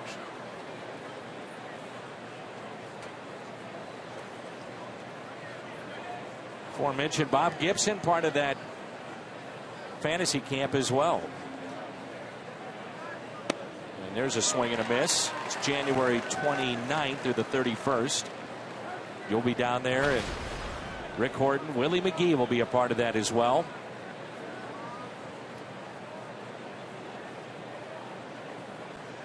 Those are always a lot of fun, and Bob Gibson will be a part of that.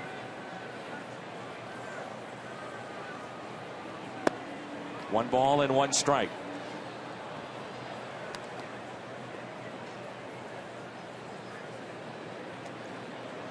Bob Davidson has not called a balk tonight. The night is young.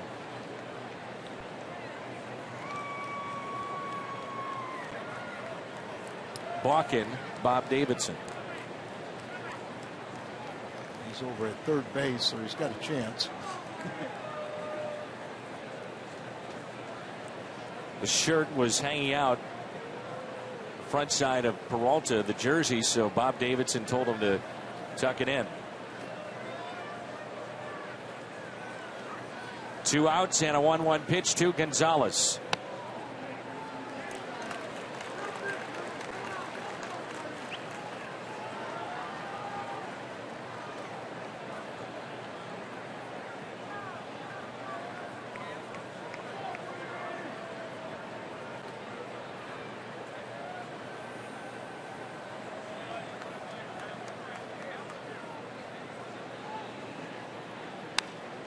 Here's a good cut. 98-mile-an-hour fastball, too. Mention of two-way players, you said, at Gonzaga. Committed during a snowstorm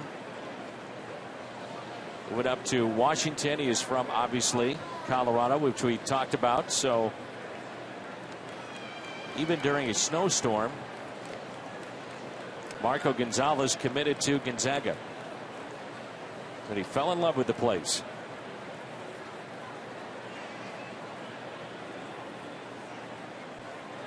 Here's a 1-2. A swing and a miss. Willie Peralta with his 7th strikeout.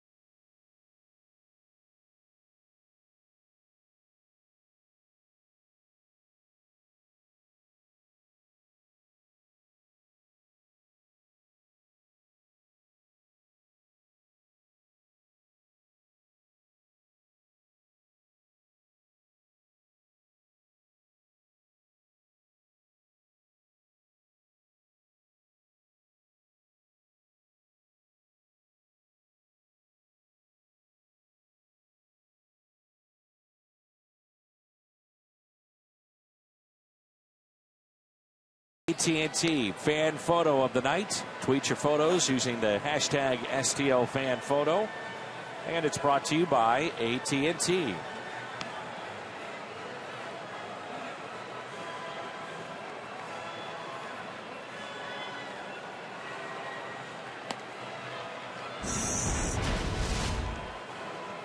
Marco Gonzalez now in his 3rd inning in relief of Michael Walker, who gave up a run. Back in the rotation for St. Louis.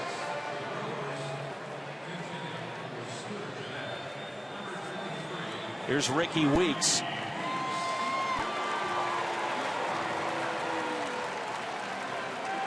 So Ricky Weeks will be the pinch hitter. And he'll pinch hit for Scooter Gennett, who hits from the left side, and with expanded rosters you can mix and match a little bit more. That's what Ron Renneke is doing here. Ricky Weeks is 2 hits away from 1,000 for his career, but he's not getting many plate appearances like he used to. That's what he can do. He drives it out to deep center. Borges is back, looks up, and it's gone. Great power. Ricky Weeks, that cuts a lead to 3-2.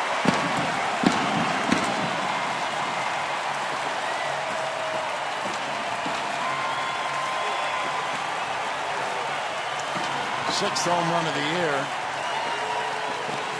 and we have a tie ball game. Excuse me, 3-2. The long RBI is the difference in the game right now. Ricky 2 hits away from 1,000. Now he's 1 hit away. Brings in Parham.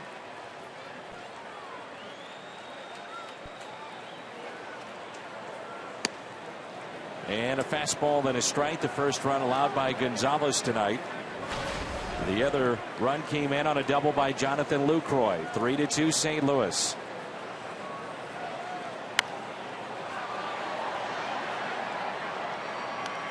Do you find it interesting that Arizona would trade Parham? I know they have some young talent coming up, but 2-time Gold Glover. He's been roughly a 270, 280 hitter in the big leagues. Yeah, and I mean, do we really know what they got? and maybe that's yet to be determined. Was it high value prospect? But he's Position player and pretty good little player. Yeah, I've always liked him. Yeah. Seems like he's always played well against St. Louis, especially defensively.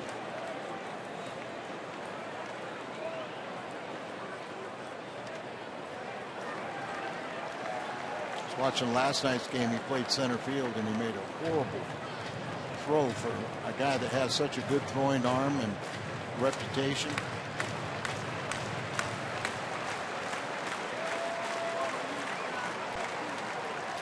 He has been swinging the bat well, and he's done that here tonight.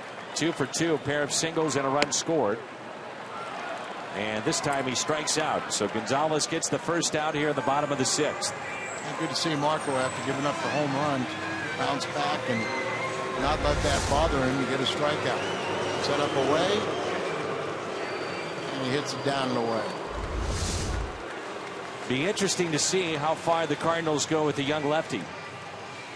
Also working his way back into the major leagues. Made a start over the weekend against Chicago as we play on this Thursday night. Both bullpens are active.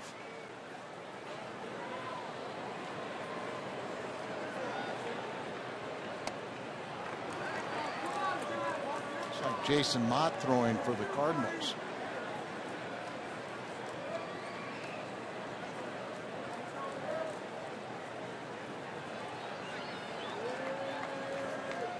Here's a 1-0 pitch.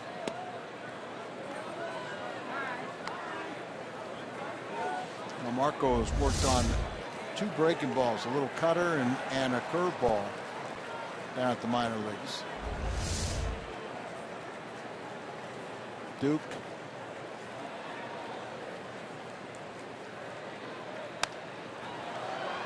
Popped up, and that'll find the seats. Duke and Jeffress, lefty and righty in the Brewers bullpen.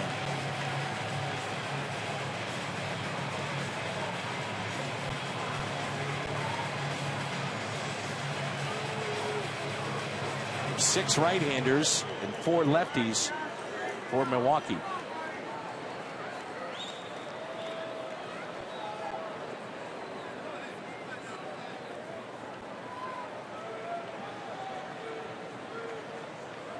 Cardinals have 11 relievers.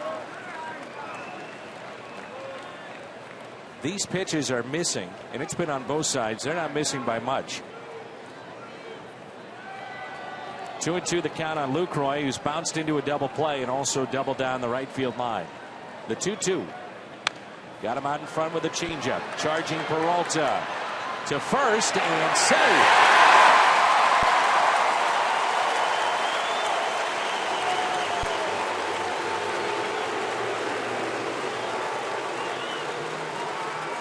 Another reason why you might move Lucroy to first base is because he still runs good, and keep him there before he starts losing some of that foot speed.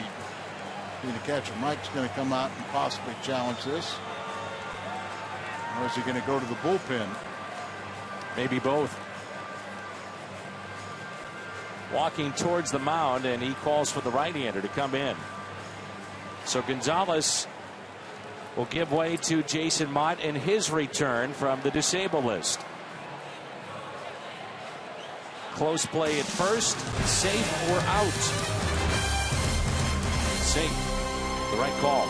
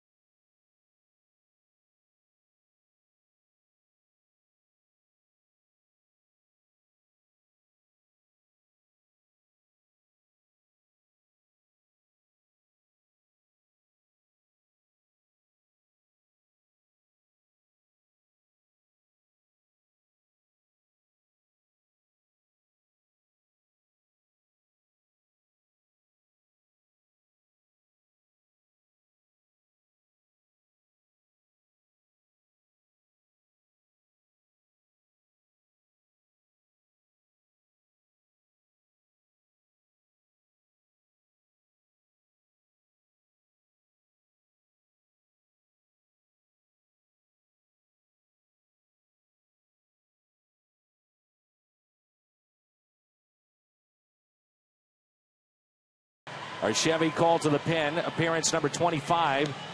See the high ERA, the 7 home runs he's allowed in 22 innings. Once again, congratulations to Jason and his strikeout cancer night, which began with his efforts, and every major league team took part in it. Thousands of dollars was raised. Marco Gonzalez done for the night. Gave up the home run to Ricky Weeks. Runner at first, and Mott is in. It's 3-2, and here's Ramirez. Jason Mott missed 29 games on the DL with lower back strain. His last appearance was August 1st versus Milwaukee. Now, this might not be a good matchup with Mott. I agree. And we only say that because of the home runs allowed. It's all part of the process of coming back from Tommy John surgery.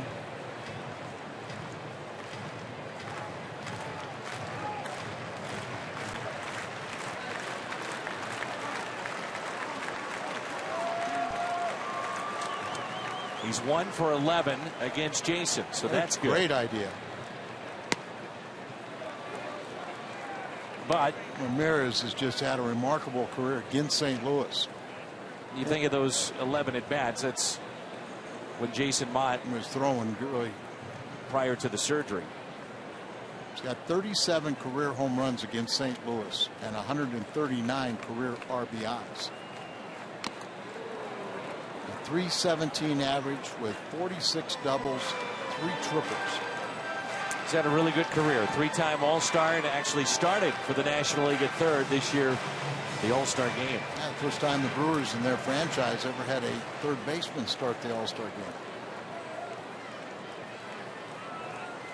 So 1 out. Cardinals have turned 1 double play tonight. They'd love to make it 2. And a base hit into right field. Tying run in scoring position.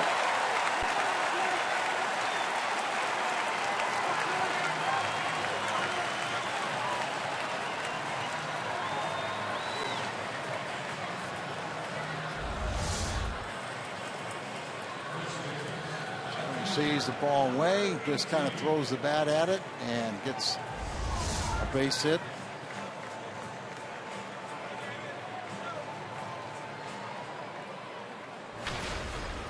So here's Chris Davis.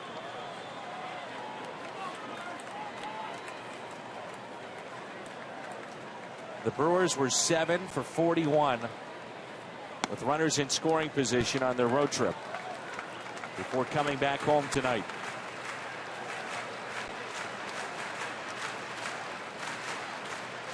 Seth Maness begins to throw in the Cardinal bullpen. Davis is 0 for 1 against Mott. 2-0.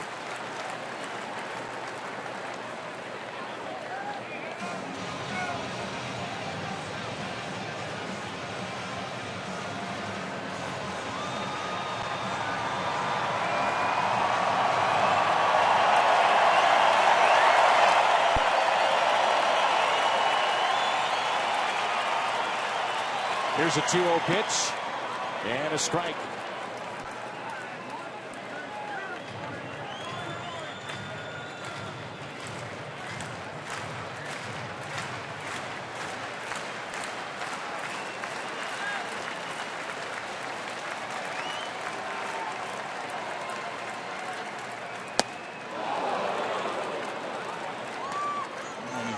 But it's up high enough that you usually get a swing and miss.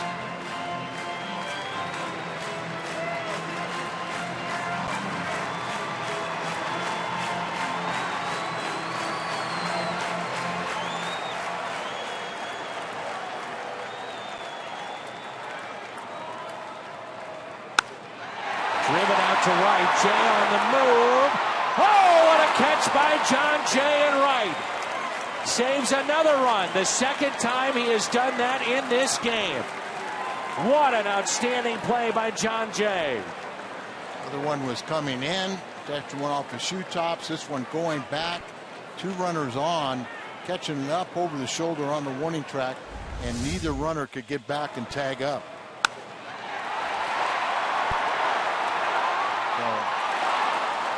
Not only does he make the play, but no advancement by the lead runner.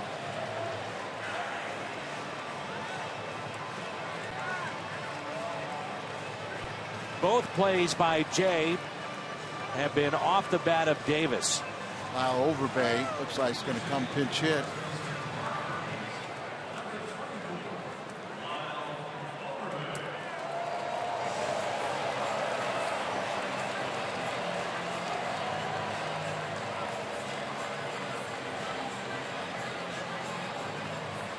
How about John Jay and his defense? Yeah, it's been outstanding. Overbay's been an outstanding pinch hitter. He's 4 for 35, and let's take another look at the John Jay play. Into the corner, and on the dead run, stretches up and backhands the ball and hauls it in. And Lucroy couldn't advance. 428 home run and 8 RBIs as a pinch hitter this year for Overbay.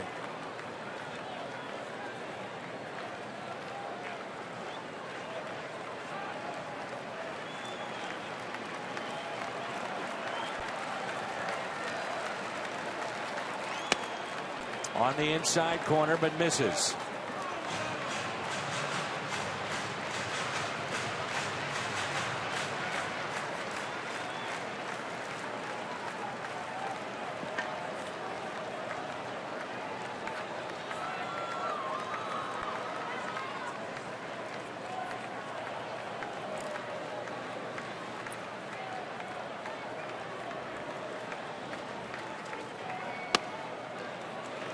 Two and 0.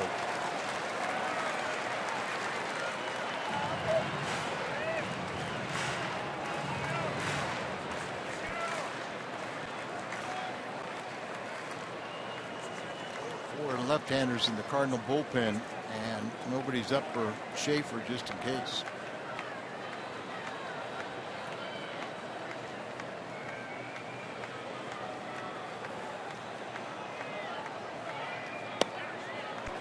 Thinking along those lines that Matheny with all those lefties could have countered. Overbay is 1 for 2 off of Mott with a double.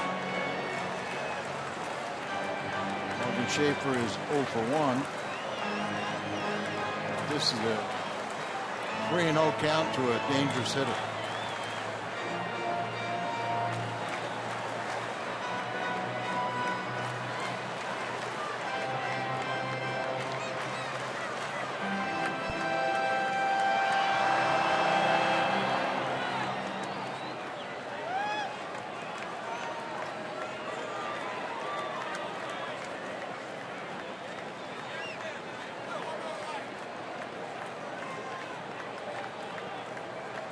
.30 pitch. And he walked it. Bases are loaded.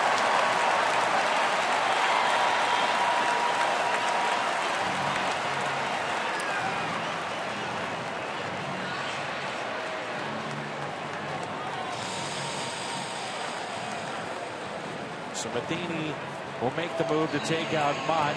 Gave up a base hit to Ramirez. Outstanding catch off the bat of Davis by John Jay. Walk to Overbay. And here comes Manis with the bases loaded and a 1-run St. Louis lead.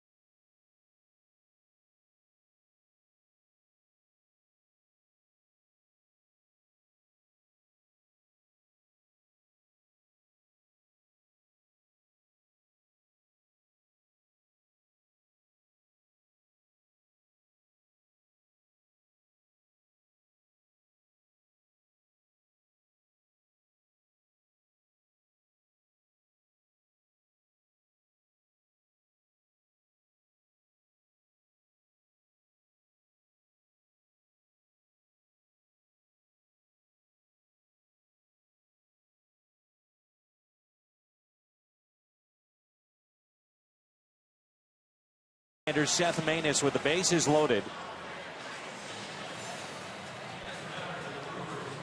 And Logan Schaefer, the center fielder, will be the hitter. Maness had a day off yesterday.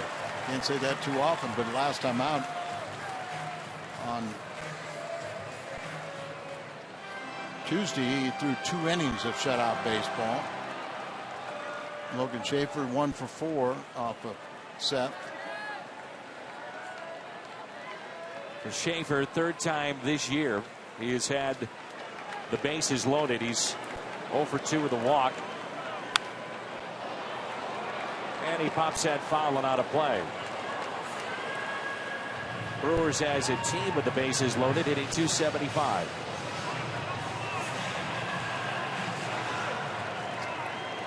Year has gone on. Seth Maness has gotten better and better. Absolutely.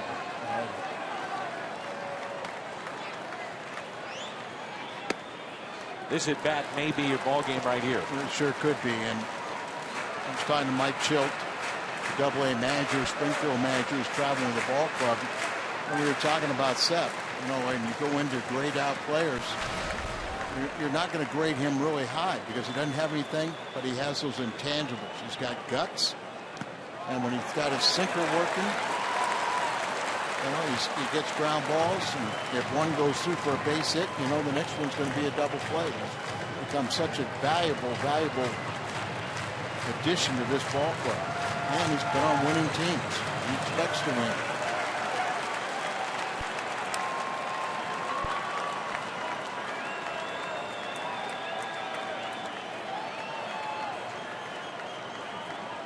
The 2-1.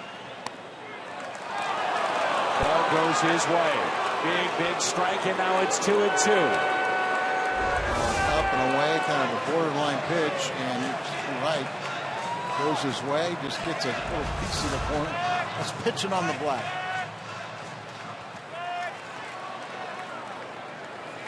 Big difference, 2-2 count versus 3-1.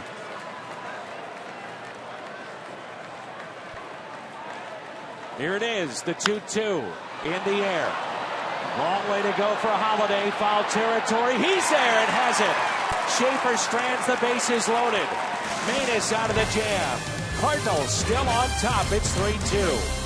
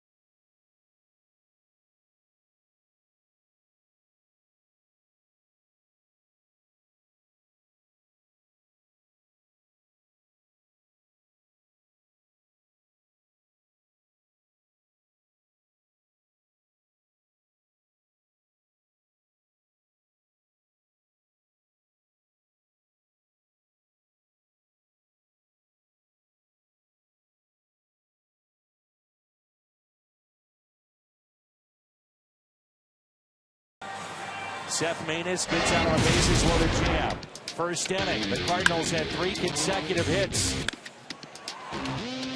They loaded him up. And it was Yadier Molina grinding it just over Gene Segura. 2 runs would score. And the Cardinals were on top by the score of 2-0. They currently lead 3-2. The Subway in-game box score. Carpenter, pair of hits. Jay with a single. Holliday 2 for 2. Molina, the single you just saw, and Wong is 1 for 3 with an RBI single. Zach Duke, the Chevy call to the pen. Been busy, appearing for the 64th time. He's 4-1 with a 2.44 ERA. See, become quite a strikeout pitcher. 64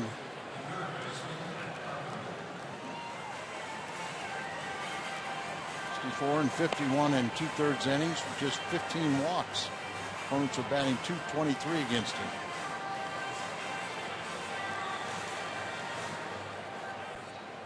Now Carpenter is 2 for 3, a triple and a couple walks against Duke.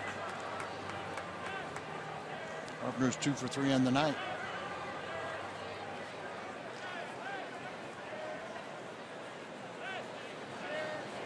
So it's Carpenter, Jay, and Holliday for the Cardinals against Zach Duke.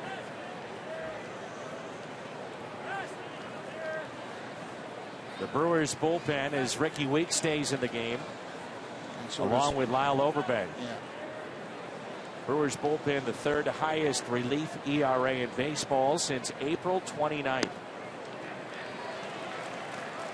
The Brewers had that 20-7 start. Pitching, and their bullpen was great. K-Rod was perfect at the back end of games. He's got 39 saves, but he hadn't had many opportunities lately. Remember, he was signed as a setup man.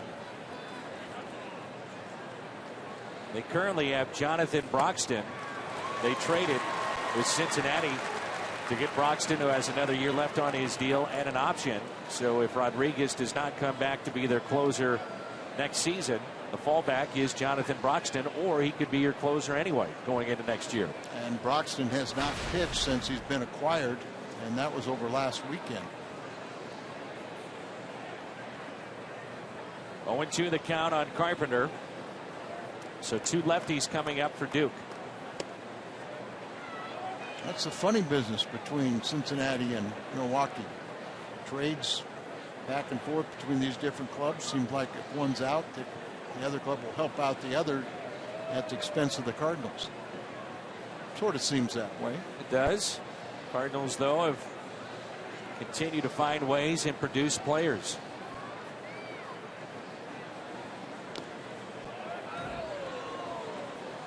Two and two the count.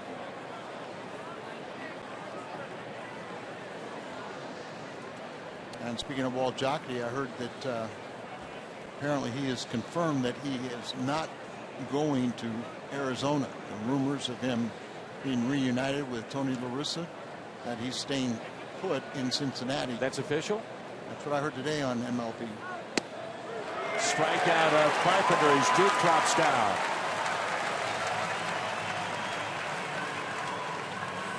Well, for a limited time, you can get exclusive access to 2014 playoff and World Series tickets. All you have to do is place a deposit for season tickets next year. For details, visit cardinals.com/season. Start reading those promos, you know it's getting late in the year and the Cardinals have a chance. Absolutely.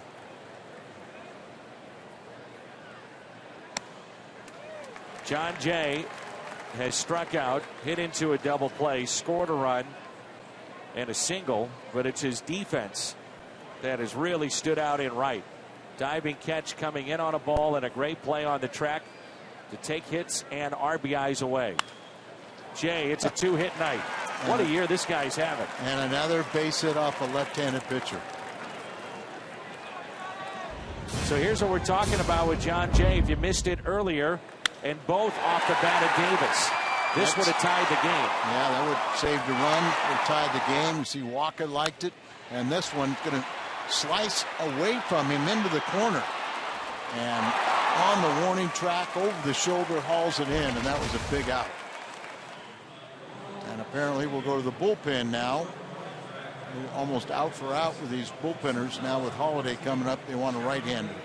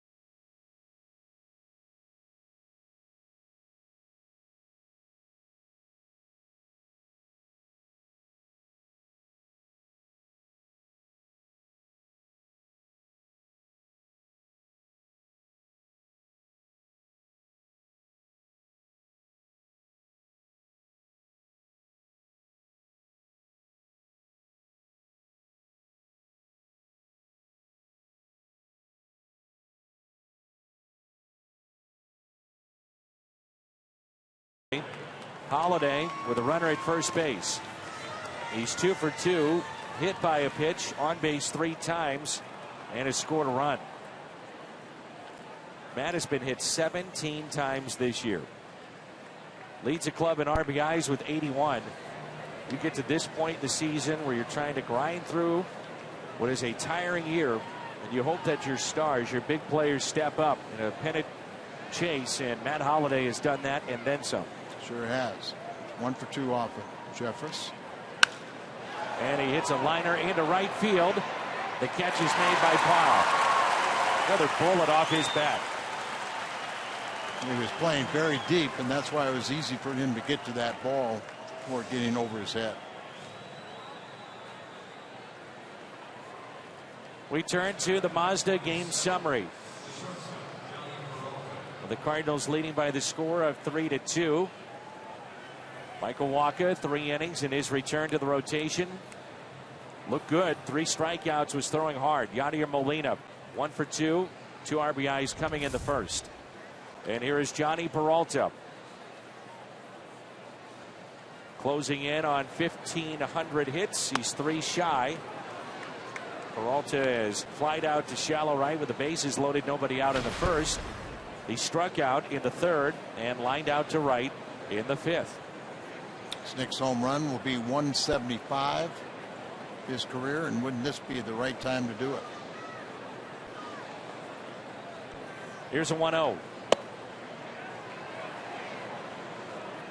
Johnny is 1 for 2 off of this right-hander.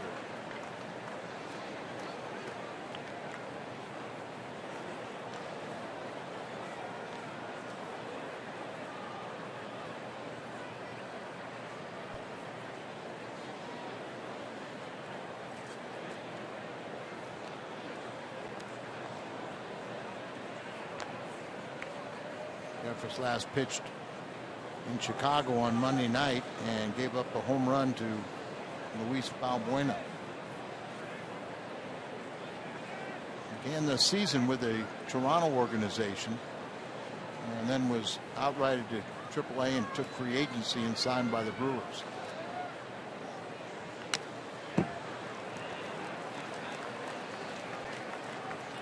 Like a nice easy 97. How do you release a guy with 97? We're seeing it more and more, though, aren't we? Yeah. You know, he pitched in what, I think it was 3 games with Baltimore, and in those 3 games, 3 1/3 innings, he allowed 8 hits, 4 runs, hit 2 batters.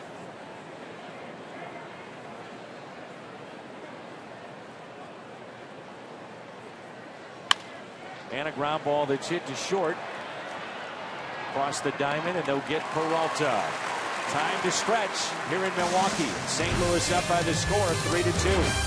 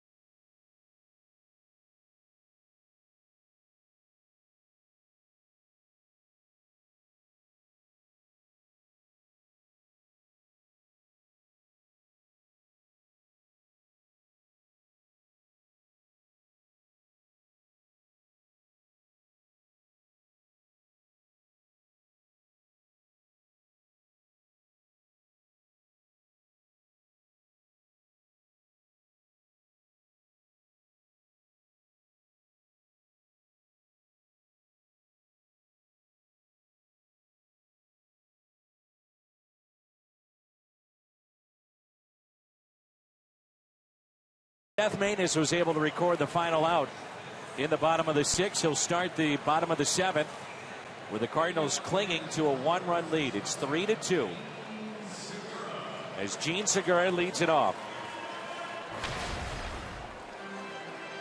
Segura is struck out, grounded out to short.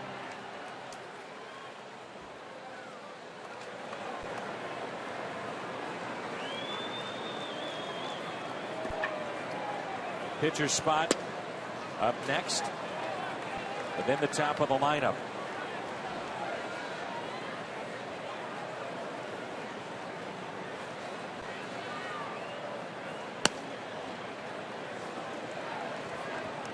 Segura at .231, his average career batting mark of .266.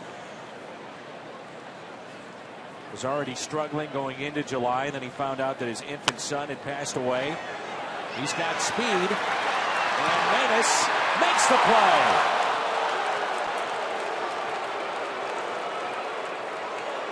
A key first out. We'll see if Ron Renneke wants to challenge this. He's going out there and they'll get the confirmation. One thing, if you're a single ball pitcher, you better be a very good fielder. And Seth Maness fields his position very well. Segura runs, pick it up, fire it. Ooh, that's close.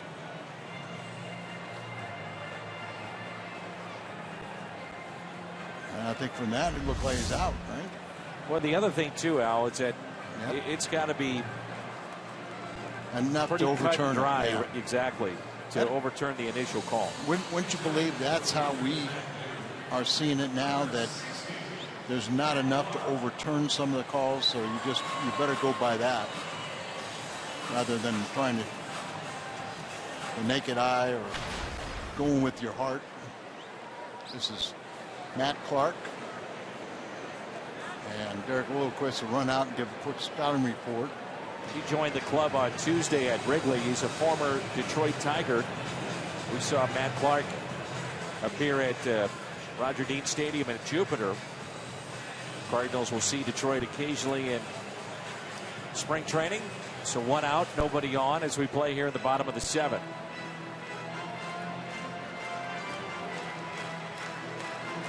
He's appeared in 2 games. He started at first base last night.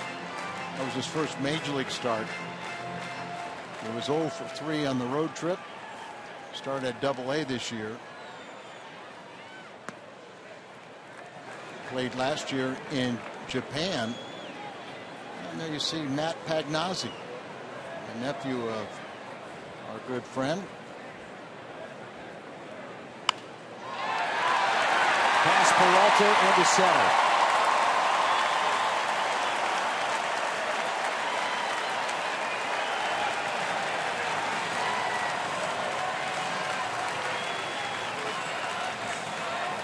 Clark hit .313 at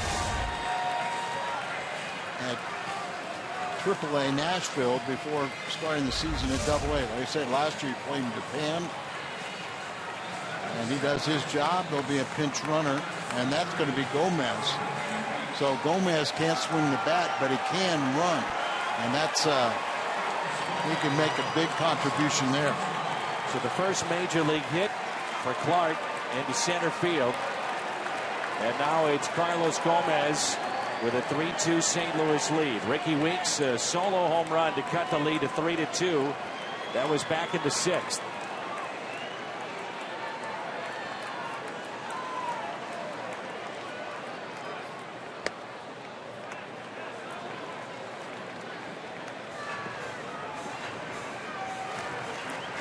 I think they go Gomez with all the pent-up frustration that he'd want to steal right away. Maness is pretty quick to the plate. He's got quick feet to keep the runner close, and Yachty's the best to throw him out. Not running on the 0-1, and it's a double play ball. Wong takes it himself. He's taken out by Gomez. He didn't have time to get the ball to Peralta and then be able to make it with a flip or an exchange. But Gomez's speed did make a difference there. It allowed Ricky Root to get to first base without a good throw. So now there's 2 outs, and it brings in Parra, who has 2 singles tonight and has struck out. Gomez kind of hooked him and flipped him, causing the errant throw. But he had enough of it on the direct line that he didn't get by Scruggs.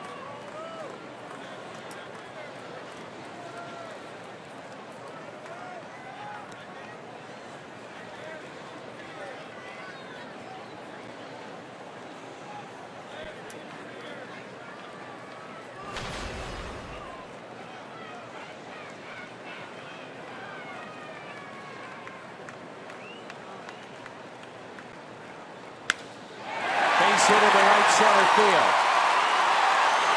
Weeks digging for third.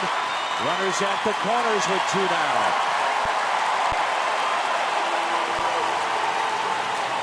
Parra's third hit of the night.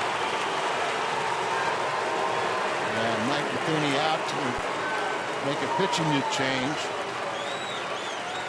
Kind of calling for the right-hander. Carlos Gomez, I believe. Carlos Martinez. So runners at the corners, 2 down. And a pitching change for the Cardinals. We'll tell you about that when we come back. 8 hits aside. Martinez coming on. 3-2.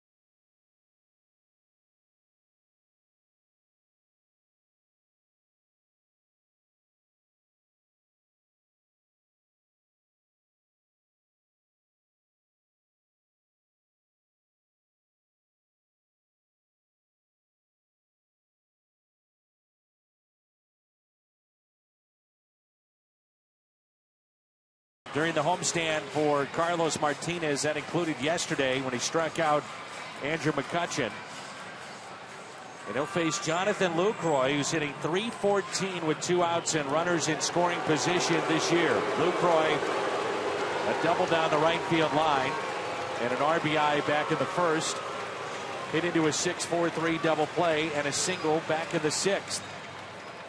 It's 1 for 4 off of Martinez. And I think those last couple appearances by Carlos Martinez has bolstered his confidence and definitely the confidence that Mike Matheny has in him.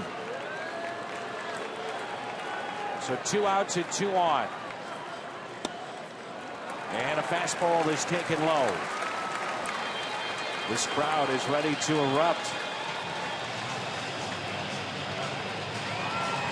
Once again, Dan, we're saying this may be the ball game. It's at bat. I'd like to say that for the Cardinals hitting.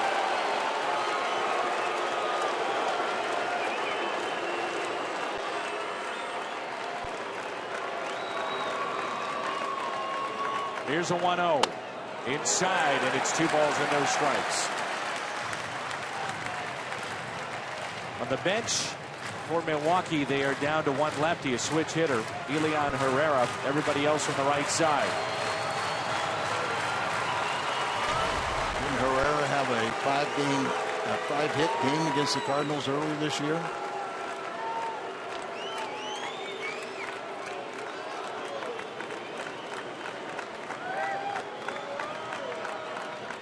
The 2-0. 2-1. That's why you take your lead in foul territory. Yeah, I know, but take your lead. Ricky Weeks over at third base. You take in foul territory, and watch this ball. Turns his head. I don't know if they ever grazed him or not, but flipped the helmet.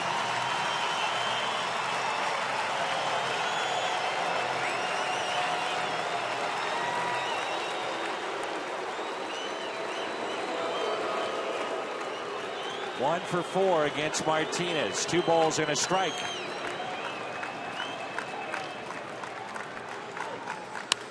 Popped him up to the right side. Scruggs wants it, has it.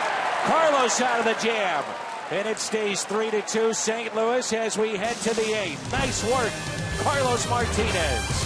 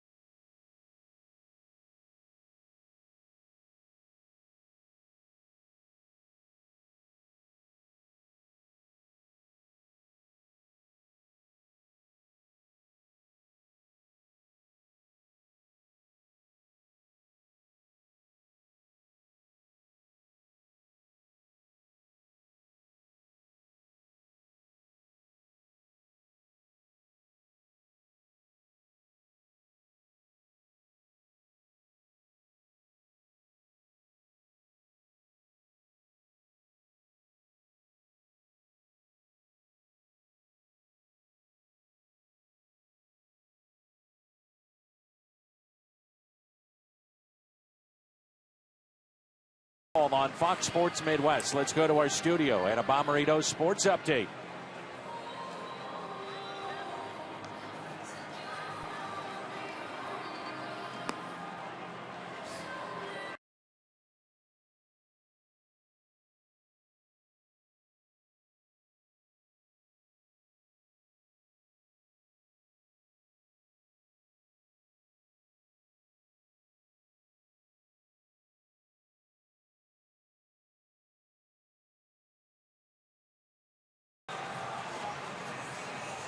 His first appearance for this new club, the Milwaukee Brewers. He was 4-2 with a 1.86 ERA in 51 games for Cincinnati. And over the weekend, they traded Cincinnati out of it. They've got some tough decisions to make financially and trying to lock up certain guys, and maybe buyer's remorse over a couple guys they have signed long term. So they dealt Broxton here. Their bullpen has had a lot of problems lately, and it's getting to K-Rod. Cardinals, they'll have Neshek for the 8th and Rosenthal for the 9th. They're still trying to figure out, the Brewers are, to get that big hit to get out of this rut that they're in. 3-2, and here's Yadier Molina. We were just talking between innings that Milwaukee is stranded 7 in this game, but it seems like it should be a lot more.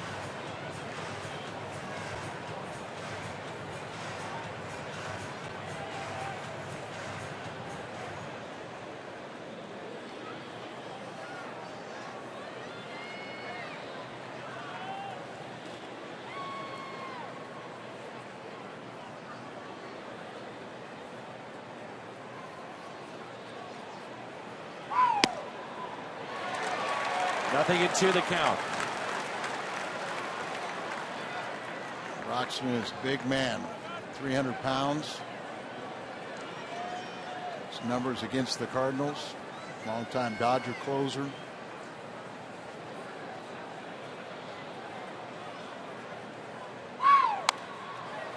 Hard thrower.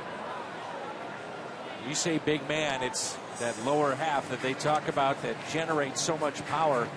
Big legs and thighs. Imposing presence on the mound. You know, if you got Jumbo over in Cincinnati, you got Broxton now, who left there and come here. Have them do the relievers test. The leap of faith. That would be a test for Good luck. I think you got to outlaw some of those guys because you don't want anybody getting hurt. You call in every reinforcement.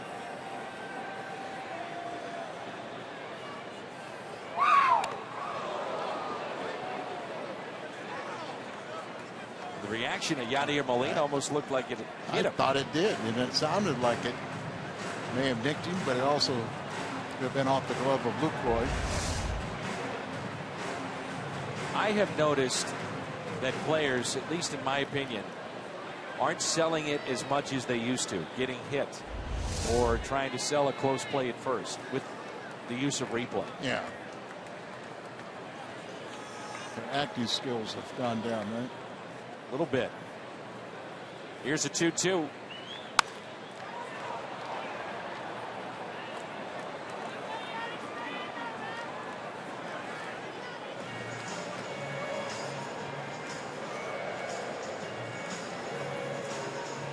Broxton provides a pretty good his own batter's eye.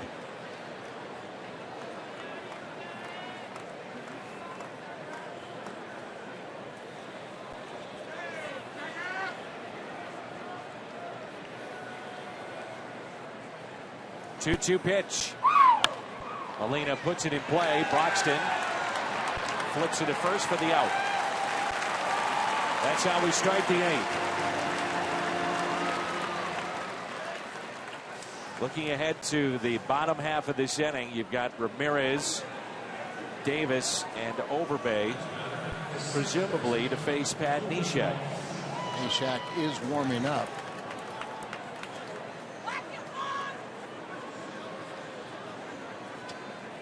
Ramirez is 2 for 3.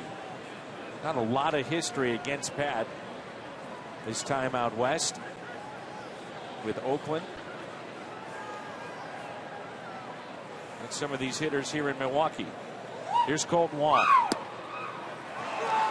Right now, Colton Wong's 2-out RBI single back in the 3rd could be the difference in this game. He has driven in 38 this year.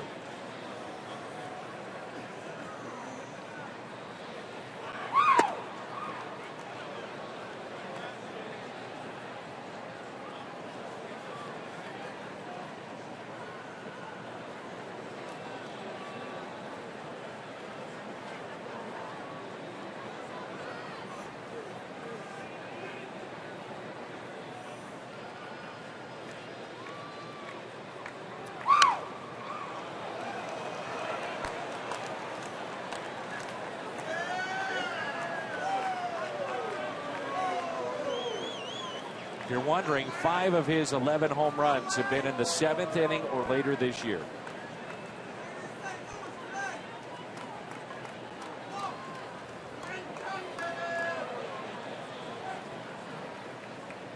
Wong with just 4 hits at this ballpark in his young career, 4 for 25. May beat this out and safe. 1-out base hit for the team leader in steals, Colton Wong. Renick's going to walk out slowly and now a little quicker pace. To the naked eye, I thought he was out. I did too. You see, Aldretti is on the phone just checking to see and what the Cardinal side thinks.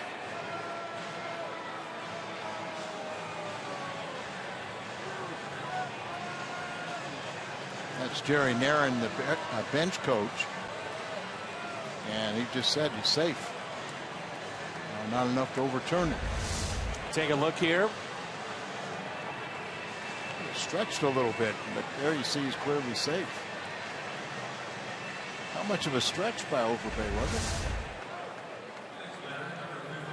He's trying to give him that target up the line, make sure that he stretches actually towards second base to give him a target. Yeah. But you can reach out and, you know, when it's on its way.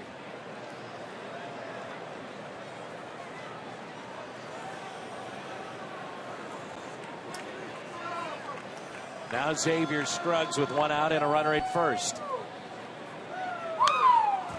Well, this is where you'd like to see the Cardinals be aggressive. A guy that's not throwing many out in Lucroy. Colton leads your ball club with steals. He's 19 out of 21. So this is, you know, a stolen base here would be big. Here's an 0-1 pitch to Scruggs. Instead of check on the runner. Xavier tonight is 0 for 2. Hit a soft liner to second. Grounded out to short. Also hit by a pitch.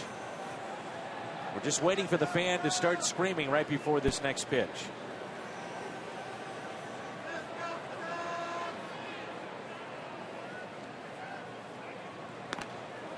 This would be a good time to send Jim Hayes there. Those two could have a conversation, but not actually on the air, and just fake it. Then you keep them quiet. Jim's a real good screamer too.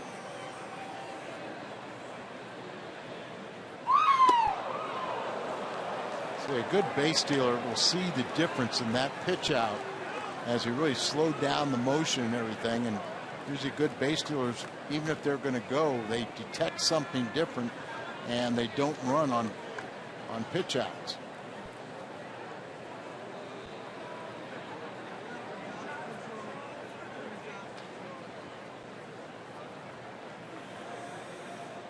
Here's a 1-1 pitch. Not running and swung on and missed. 1 ball and 2 strikes. I have a feeling that Colton wanted to, but just didn't feel comfortable with that lead.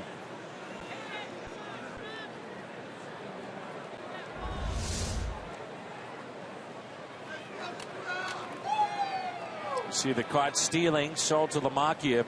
Only one that's below Lucroy.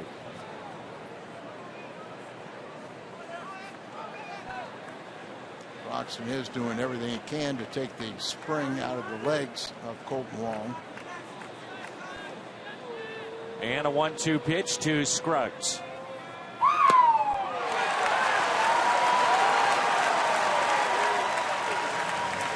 Al, I'll be right back. I need to go talk to that fan. Excuse me. Good luck. Bye.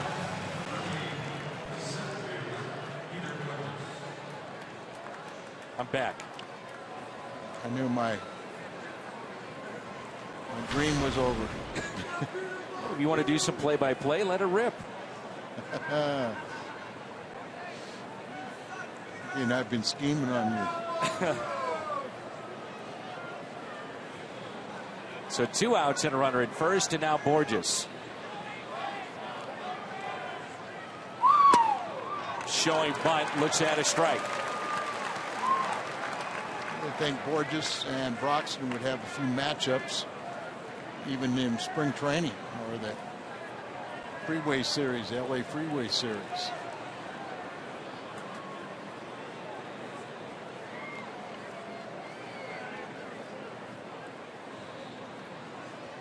There he goes. Good jump and a base hit into right field. Wong was sliding into second, did not pick it up. And runners at first and second now with 2 outs. A base hit for Peter Borges. If you don't pick it up, and you know, a lot of times it's not a hit and run, it's a straight steal, but a lot of times you'll look in when you hear contact, and of course it really didn't look like the middle infielders deked him at all. They weren't even at the bag. Oh, there was Ricky Weeks tried to show him like he was getting the throw from third, and with Parra, once he didn't go, with Parra's good arm, you did the right thing and stay where he is. A.J. Brzezinski is going to pinch hit here. AJ is 1 for 1 off of Roxton.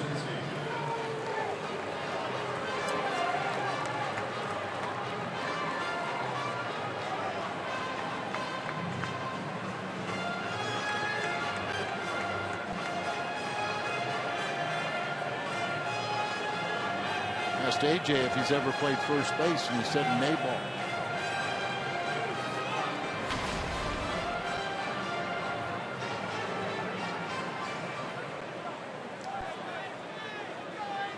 I have to say now he is the primary backup to Molina.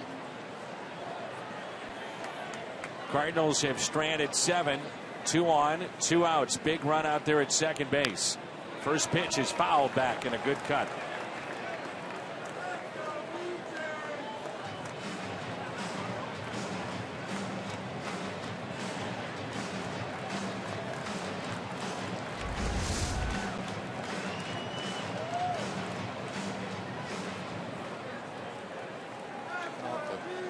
Left shoulder of Lucroy.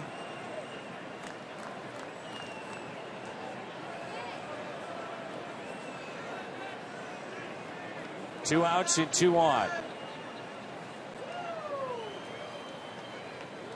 0-1 pitch.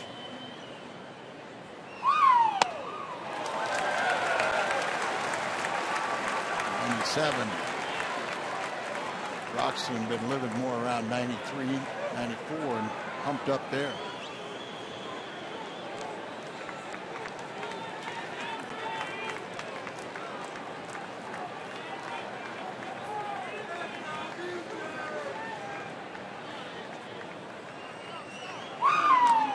Just got a piece.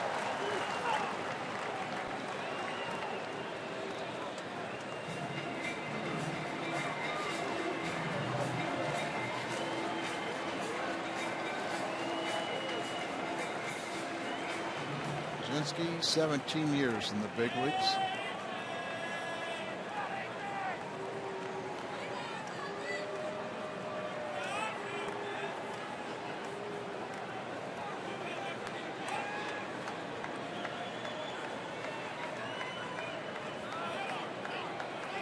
Oh, 2 pitch to Brzezinski.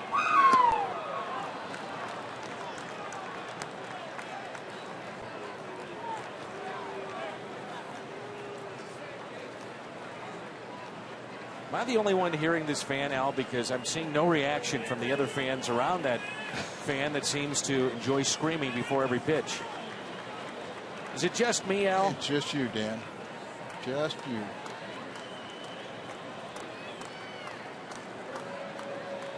The 1-2 pitch to Brzezinski. Spoiled.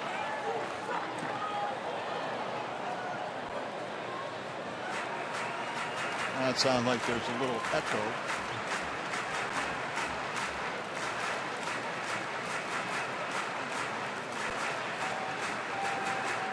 Broxy's pitch count up.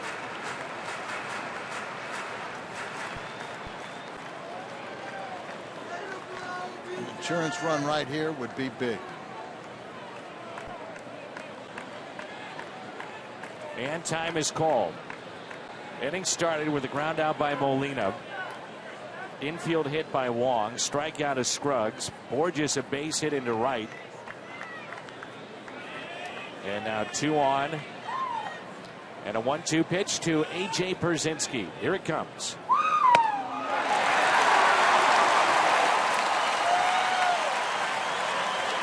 Neshek is ready. Ramirez, Davis, Overbay due up.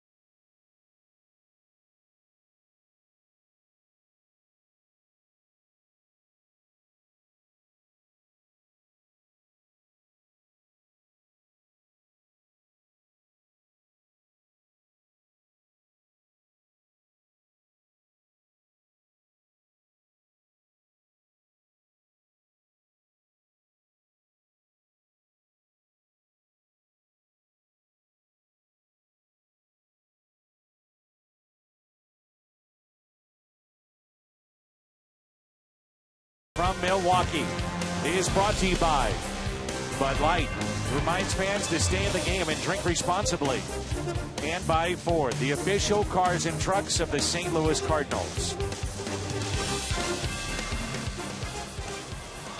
St. Louis with a lead of 3-2. 6 outs to go. If the Cardinals can win this game, they would be 4 in front of Milwaukee. Pat Neshek, our Chevy called to the pen, 64th appearance, the setup man for Cardinals closer Trevor Rosenthal. Neshek himself has 5 saves. And I think that's really important, Dan, that you're starting to give some other save situations to other guys, because there's going to be a lot of pressure baseball. There's going to be times when Neshek is going to be available, but there'll be times when Rosenthal's not available. So Manus has a couple saves. I mentioned Neshek has 5. So you can keep one of those guys always available. 2 balls and no strikes. Ramirez 2 for 3 off of Neshek. A single off of Mott. That was in the 6th. Rounded out against Waka, and a fly out with Gonzalez on the mound. Cardinals have used Manus, Mott, Gonzalez, Waka. Truly a team effort here tonight. Neshek, 1.37 is ERA in relief, and it's hit to the right side. Nice play by Scruggs. The high throw. Molina backing up. Leadoff man is on. Going to see if he missed the bag. And apparently he did not. Like Neshek stepped on it, right? And finally the first base umpire called him safe. But it looked like it was a late break from Neshek. Now he's got such a unorthodox windup. You see the late break, so Scruggs tries to lead him and overthrows him. And Ramirez did step on first base.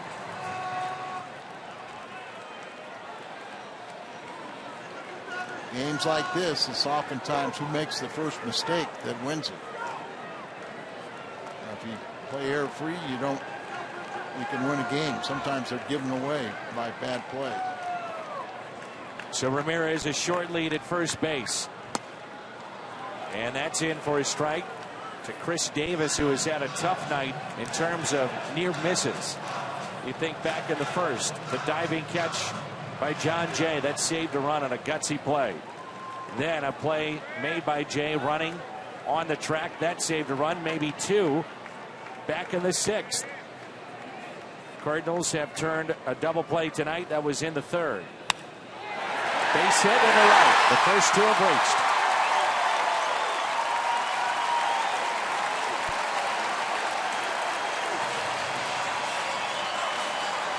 First hit and 4 plate appearances for Davis against Neshek, while Overbay is being called back.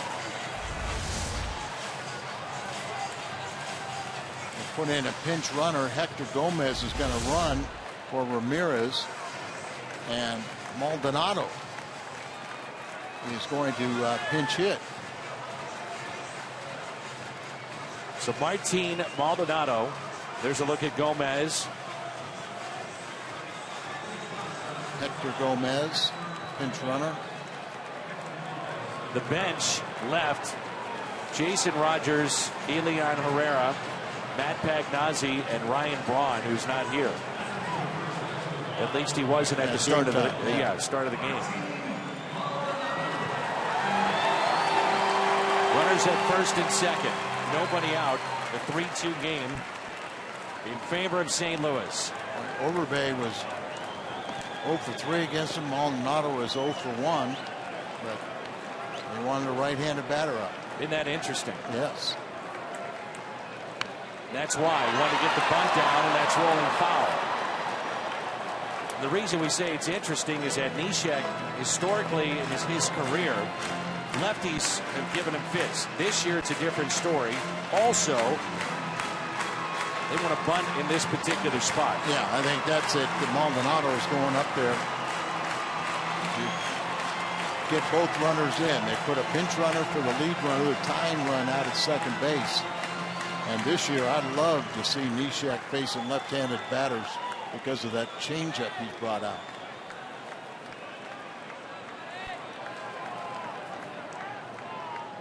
See how the Cardinals want to play it defensively. Charging is Scruggs, and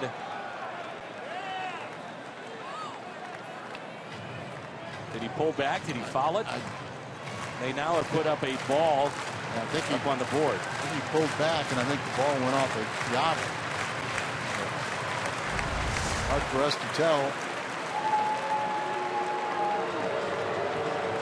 Did not look like it hit the bat. You know, Ted Sizemore was so good batting second behind Lou Brock when Lou would be on first base, and Teddy would keep getting himself up, and he'd square around to bunt then, and then he would, as the pitch is being delivered, he'd just kind of throw the bat back into the face of a catcher, and you get guys to startle, kind of how Yachty kind of boxed that ball. It's legal. Squares again, and a check on the runners. And that kind of gives the Mike Matheny to see what the strategy is, where the bunt's still on. Well, the way the Cardinals have been playing it is that Carpenter's going back to the bag at third to try to get the lead man. Scruggs, the first baseman, charging. Right, so they're going to want to get the lead man for sure. It's bunted in the air, caught by Neshek, fires into center field, but the runners stay put. Good play by Peter Borges. He saves it because he did the right thing. He's running in as that throw was coming. So when Neshek was late in seeing that the second base runner was way off the bag, so he tries to pick him off, but immediately Peter Borges was running in, and so when the ball gets out here, the runner couldn't get up and run even if he wanted to because of Borges. Watch Borges immediately starts coming in. I had a conversation about that with Mike Matheny, and he was talking when he was catching how good Jim Edmonds was, and how Jim Edmonds said, I'm going to never see an error from Mike Matheny on a throw that got by. And sometimes, you know, it's a second baseman, shortstop doesn't really get to the bag, or they don't knock a ball down, which they should. And Jim Edmonds took a lot of pride in making sure an error never got charged to Mike Matheny, and Mike was so appreciative of that. We were talking about that the other day. But Peter Borges might have saved the day right there by just being alert and coming in and not allowing the runner to advance.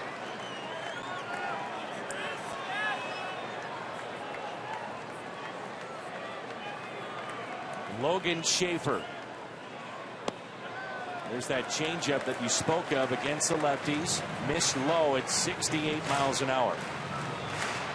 We have seen Neshek hit 94 this year. His velocity has continued to get better and better. I'd like to see that later in the count, and I'm sure we will if he gets there.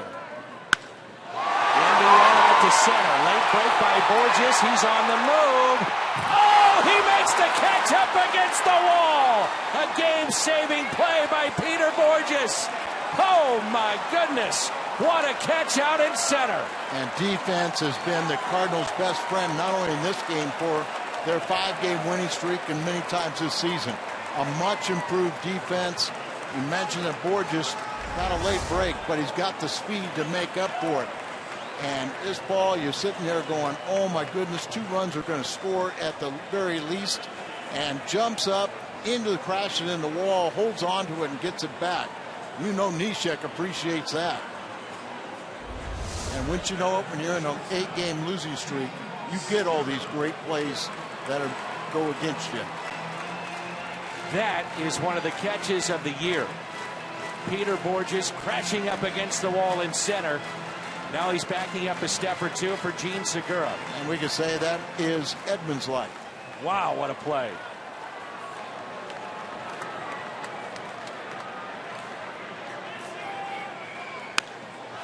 Out to left, Holliday going back. And the Cardinals again rely on Neshek. They rely on their defense, and it comes through. Peter Borges with one of the catches of the year. one of the catches of the night.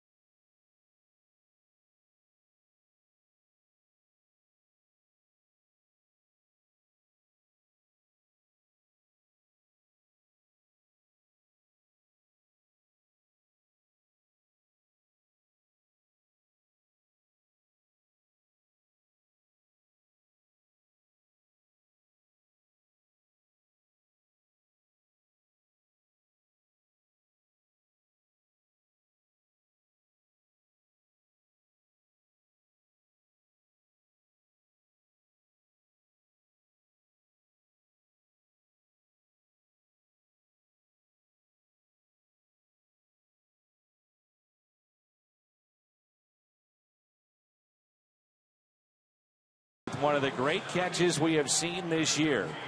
It didn't bounce off the wall and down on the ground. Was able to control himself and then throw a strike back into the infield so the runners could not advance.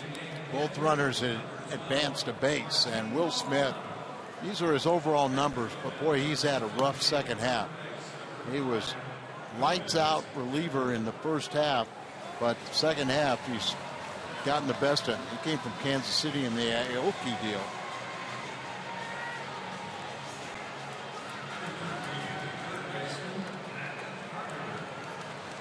You have a couple plays made tonight, well, 3. And again, it's not to take away from Oscar Taveras, but I'm not so sure he makes those catches that Jay made in right. And does John Jay make that catch that Borges just made in center? Very good points. Very good points right there. The strike to Carpenter. Cardinals defense, a difference maker in this game. You talk about what could be a team victory. This would be it, in particular with pitching. Rosenthal is getting loose in the Cardinals pen. Carpenter with a couple of hits tonight. The check swing did not go. Again, if the Cardinals win this game, they go up by 4. It would be their 6th straight win. First time they've done that. The 9th straight loss for Milwaukee. They haven't done that since 2010.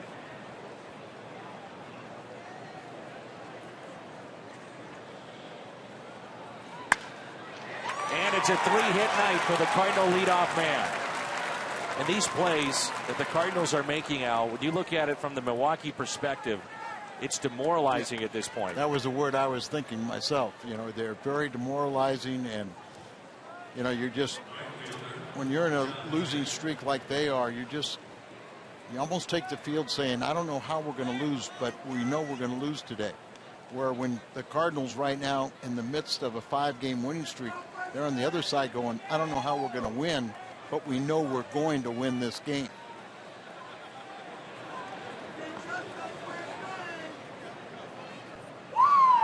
And now Jay being asked to bunt. Will Smith, who Jay is facing, his first 28 games, he had a 0.36 ERA, 1 earned run in 25 1/3 innings. His 40 games since, a 6.95 ERA with 26 earned runs in 33 2/3 innings.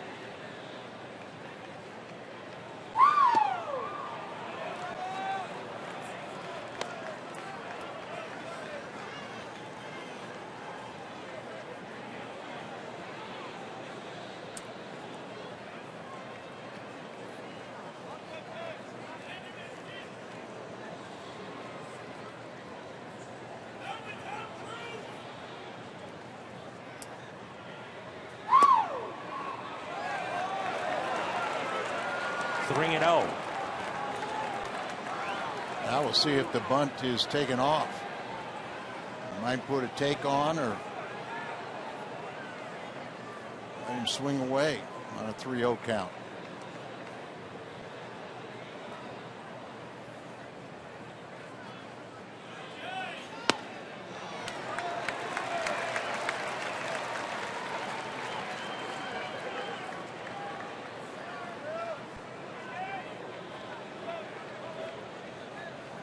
Probably the most desirable count for a hitter, 3-1.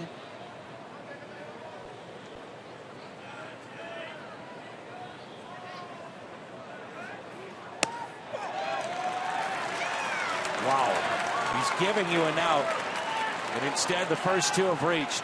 Carpenter to second, walk to Jay, and here come the Cardinals. And they can't wait any longer.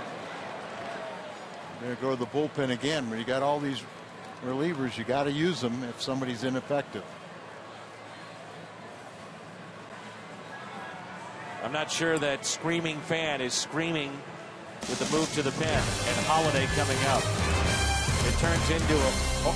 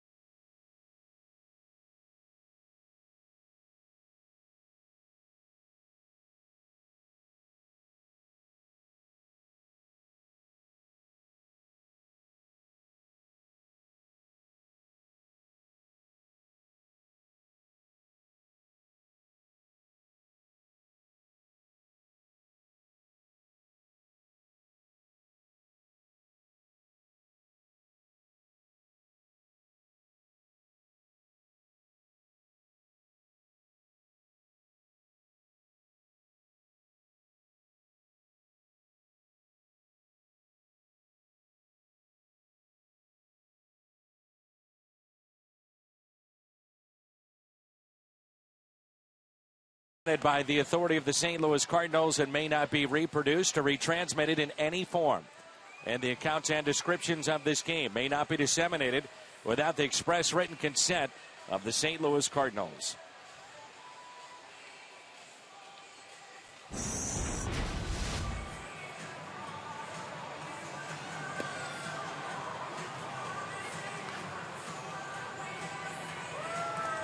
Brandon Kinsler, a right-hander, is into the game. And our Chevy call, and he will face Matt Holliday. Holliday 1 for 3 against him. Matt 2 for 3, and also hit by a pitch, a run scored. 2 big insurance runs out there for the Cardinals.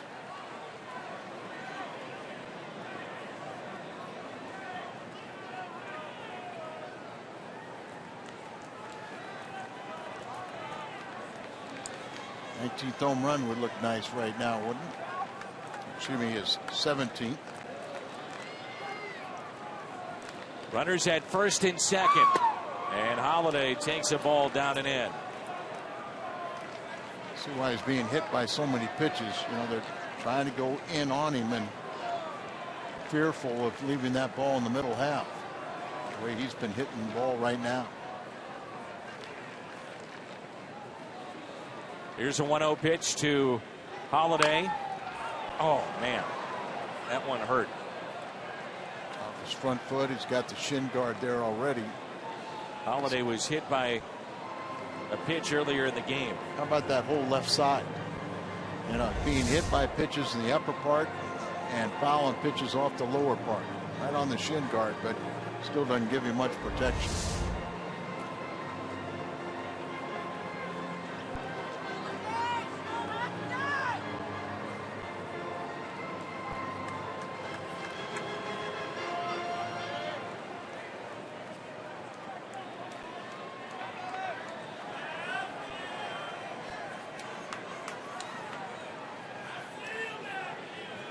Here's a 1-1. Holiday rips it, and it hits the runner. That's Carpenter. It's a base hit for Holiday, and Carpenter is out. That cost him a RBI. It cost the Cardinals a run. It goes down as a base hit. Oh, goodness. That's the last thing the Cardinals were looking to do. Wow. Man, oh, man. You hit that ball so hard, Carpenter couldn't get out of the way of it, and hopefully he's okay. You got him right around the ankles. Take your secondary lead. You're trying to take off. It's got to be a force out, and you see it hits him. Look on the toe of his right foot. Oh. So Holiday, a 3-hit night. And now it's Johnny Peralta with runners at first and second and one down. First pitch is strike. And instead of having that insurance run, the Cardinals really have to earn it now.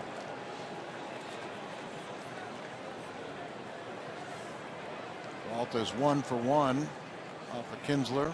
Let's get his 19th home run right now.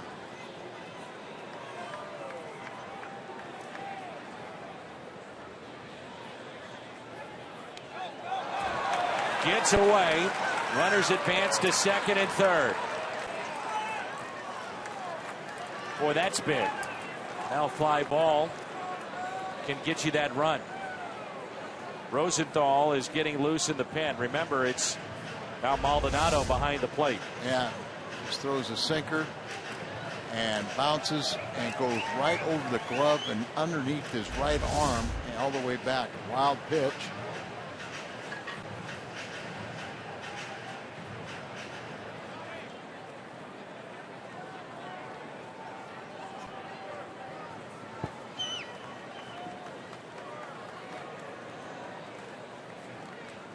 Runners at second and third. The infield is in.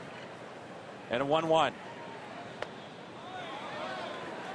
If you're wondering who could potentially get the win in this game, it's up to the official score. You've got Walker with his 3 innings tonight. You have Gonzalez, who was in the middle. Many times you see the second man in get those wins. That's who the official score deems pitches most effectively, but with Gonzalez 2+ innings, allowing just the home run, he would probably figure to be it. Molina on deck, and a good play by Maldonado to keep that in front. And take a look at it now as doing those sinkers. Boy, that hit the plate and skips. The ball skips, but into the glove. Maldonado. And it's a 3-1 pitch. We do have first base open. Yachty coming up, and you know how clutch he is. Peralta 1 for 1 off of Kinsler. Yachty 3 for 6. Wouldn't be surprised to see Johnny Peralta sit back and just drive this 3-1 pitch. They'd rather deal with Molina and load him up. That potential of a double play.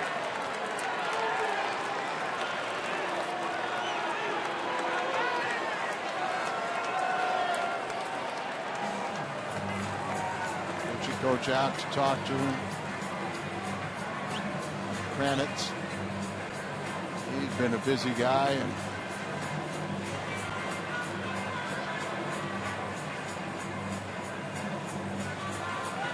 Renicke's really and pitching coach really trying to do something to help this club, but something much you can do. Once it goes between the white lines, it's up to the players.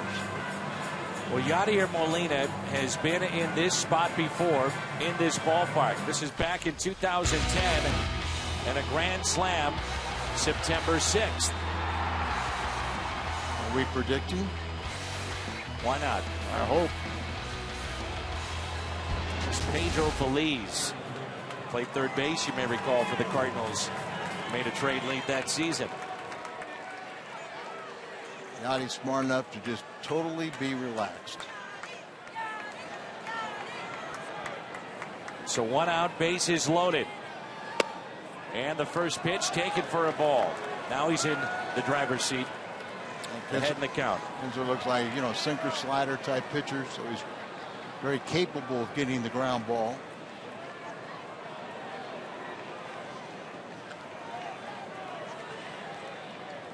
Here's a 1-0. Good cut by Molina.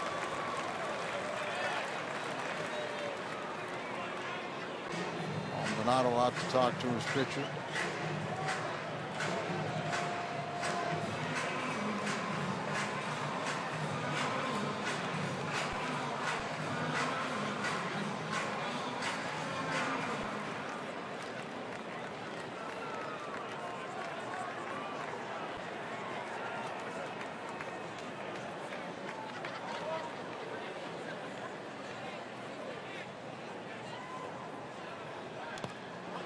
Maldonado kept that in front somehow.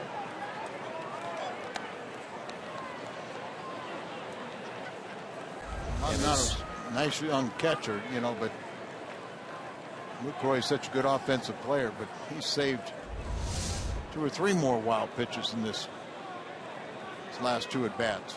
Cardinals are having success so far in this 9th inning, and Ric Flair is quieted down in the crowd. Molina with a fly ball out to right. Parra, very good arm. Here's a throw to the plate. They'll test him. It's in time.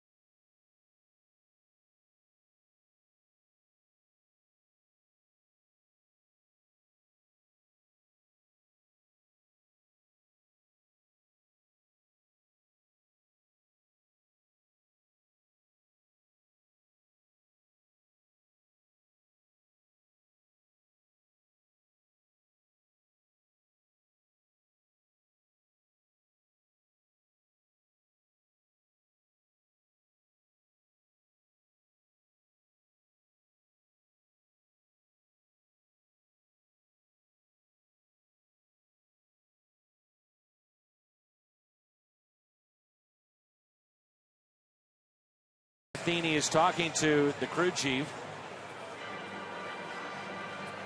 and also Bob Davidson during the break. Crew chief is Jerry Meals. Home plate umpire is Chris Conroy. And it's not whether or not the tag was there. It's about whether or not there was a lane to slide into at the rule. Yeah. Boy, that's really tough. He's catching it and moving all towards his left. The seal's off. It's interpretation again. It sure is. And for 1,000 years, this is an out. But it could be overturned. Now the crowd's reacting because they're saying, like, thinking Mike Matheny is challenging whether there was, and they call him out. So he did take a step with his left foot with the ball in his hand.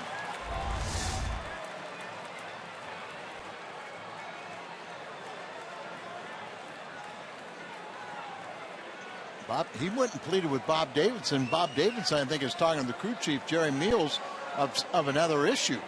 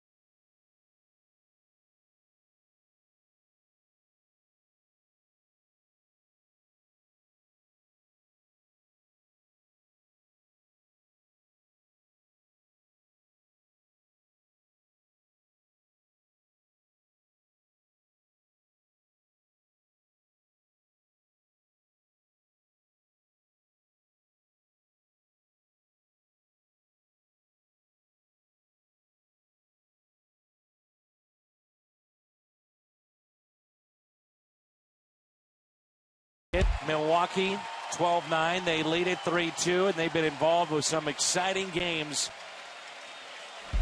since over the weekend. Saturday, game 2, a 9-run bottom of the 8th, highlighted by that blast from Holliday. The first pinch hit home run of the season off the bat of Colton Wong to overcome a 5-run deficit in the second. Monday, John Jay with a triple. He would score the go-ahead run. The Cardinals would win it in dramatic fashion. Adam Wainwright, 3 RBIs. And then yesterday, the walk-off win for Peter Borges.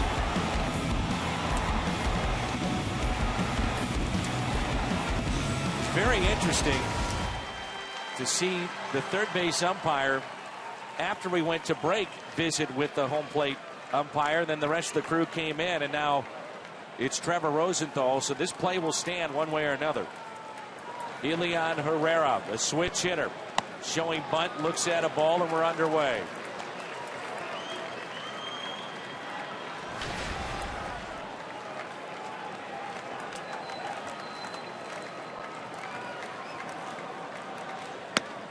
One ball and 1 strike.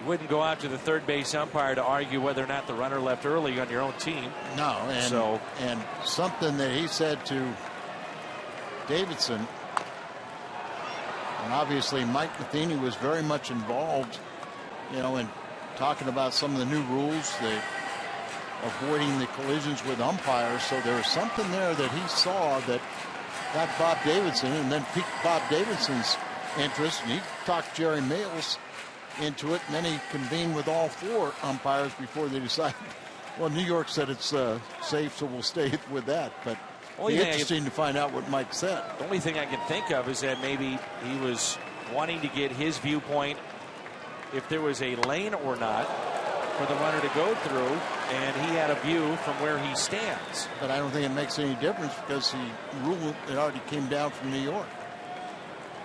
Never seemed to be able to change a rule. So it's interesting. 2-2 is hit in the air out to center. Borges backing up for out number 1. He's got it. The all-important first out as Trevor Rosenthal has a legitimate shot to break the Cardinals' single-season record in terms of saves. It's held by Lee Smith, 47, back in 1991. Jason Isringhausen in 2004 at 47. And who knows, Rosenthal, if things go the way the Cardinals hope, has a chance at 50 plus. You never know, as you said. And usually when he gets in trouble, it's with the first batter. So far so good as he's trying to pick up save number 42. Here's Ricky Weeks and a breaking ball. That's one thing, since Yadier Molina's come back, we've seen Rosenthal throwing the curveball again. And he'd gotten away from that pitch. It really seemed like for a guy that could throw 98, he was trying to get all of his outs with the changeup. Here's an 0-1 pitch. There it is again. Ricky Weeks, the home run back in the 6th. That made it 3-2, and that's where we stand right now. I like him using it, but I don't want to give up a hanger and give up a game-tying home run to it.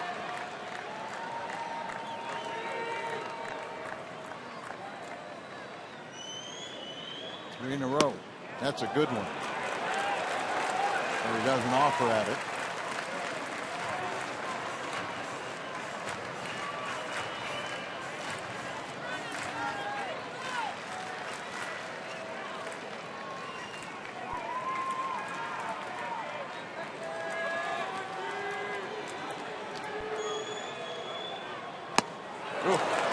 Louis was getting the fastball, and then he blew it right by him. 2-2. His bat is really slow if he knew that was coming. But that's what Rosenthal can do. If you're looking off speed, you'll never catch up to the fastball. And really your only hope is to look fastball and hope he hangs something. Otherwise you're probably going to pound it in the dirt. 3-2 the count.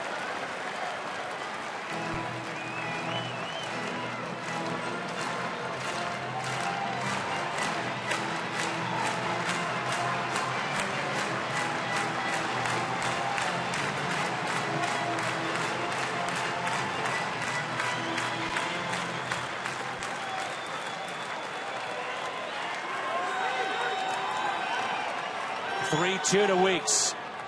A breaking ball and a one-out walk. Tying run is on. Winning run comes to the plate. Well, you can really second guess that. A lot of times in 3-2 pitches, you always see off-speed pitches, but when you've got a fastball like Rosenthal does, and a guy that doesn't have a quick bat, easy to second guess not throwing a fastball after you threw strike 2 right by him.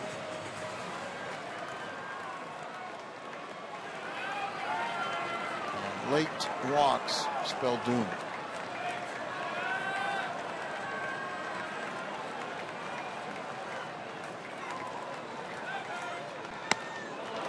Fastball and fire late with that swing. 97 from Rosenthal.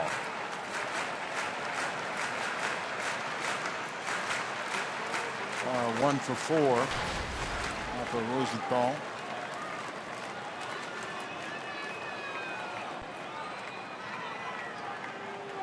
Oh, 1 pitch. Boy, is that nasty. So that changeup was nasty. He was looking for the changeup on strike 1, got the fastball, and then he just didn't know what to expect there and was late even on a changeup. So what comes now on 0-2?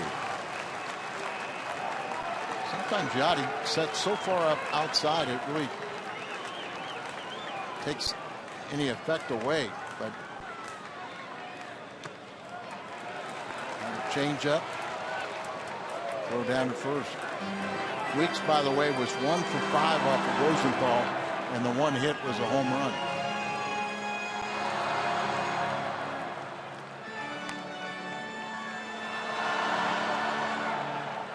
Are 3 for 4 tonight, 3 singles.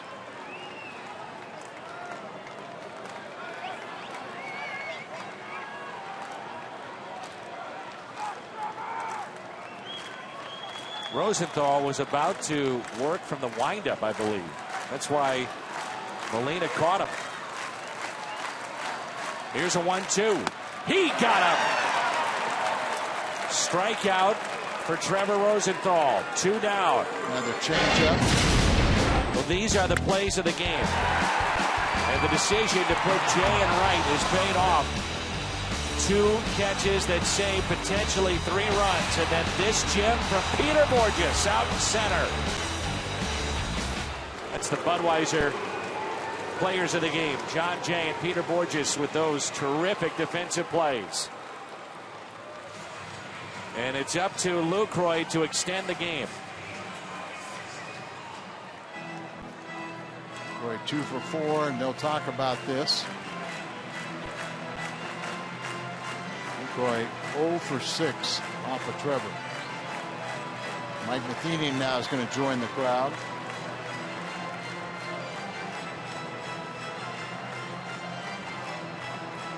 Outfielder's got to play deep. Tell you what, Rosenthal's stuff tonight is nasty. He's got a sharp break to his curveball so far. Fastball is hit 97, his changeup at 86, and he's been able to spot it. Like Yachty wanted to make sure they kind of just went over the whole sequence of how they're going to pitch to Lucroy, and then he sold it to Mike Matheny.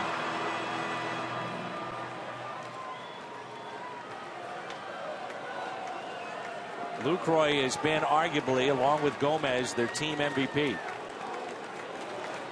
One more big out to go to send the Brewers to their 9th consecutive loss. To the Cardinals' 6th straight win. Strike 1. And with the fastball right there. Well, the one thing that they have all these hitters really guessing. What are we going to see? Is it a curveball, the changeup, or the fastball? And guess hitters don't hit for high average.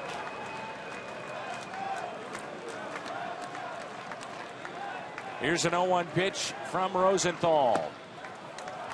That pitch at 98. The importance of this game. A win, the Cardinals go up by 4 in the Central. If they win, number 77. Cardinals, if you haven't looked closely enough, are closing in on the best record in the National League. And also guarantees they leave Milwaukee in first place. It's still one big out to go. Here's a 1-1. Now it's 1-2. You can see Lucroy hadn't taken the bat off his shoulder, and because he's guessing up there. He's gotten 3 straight fastballs, and there's no way he thought he'd get that coming into this at bat.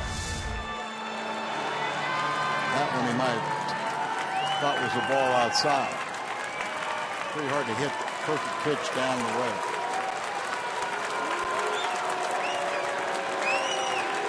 Can Rosenthal finish this off? 1-2 pitch. Oh, he just missed. Wow. Wow. Does he take this pitch? Yeah, it looked like exactly this last pitch, and just a little bit further away. But that's guts taking that pitch.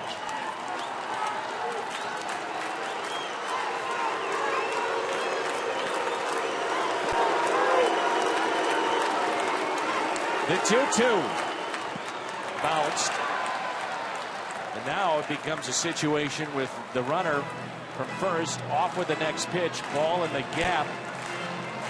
Exactly right. You think about Weeks, his potential to score. Now he does not run nearly as well as he used to after that vicious ankle injury, but still decent speed. But outfielders back up a step or two. With the advantage of the 3-2 going on the pitch, it would be very difficult for our outfielders to throw him out.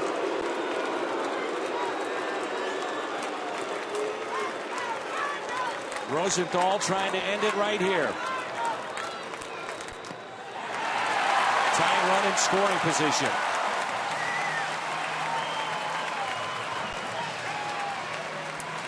It's 2 3-2 curveballs for ball 4. I mean changeups.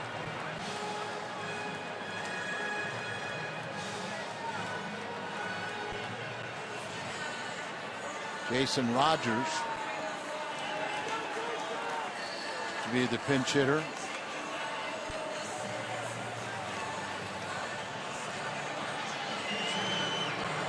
He made his major league debut on Tuesday at Chicago and doubled as a pinch hitter off to Wesley Wright.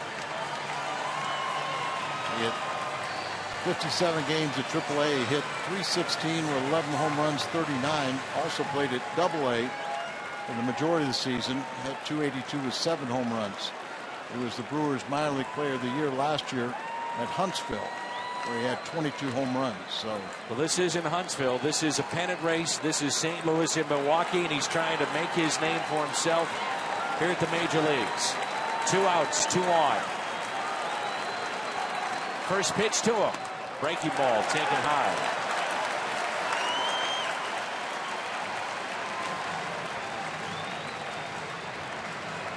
Throw 98 miles an hour, and we're trying to trick him.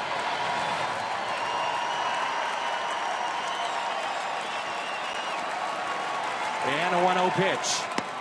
1 ball and 1 strike.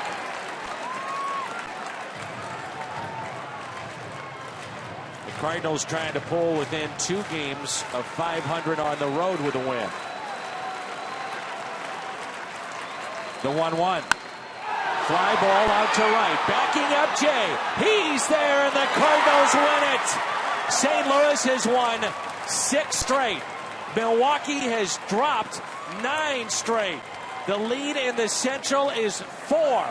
A season high 6-game winning streak. The Cardinals hold on. And what a fun game this was. And you talk about a team win.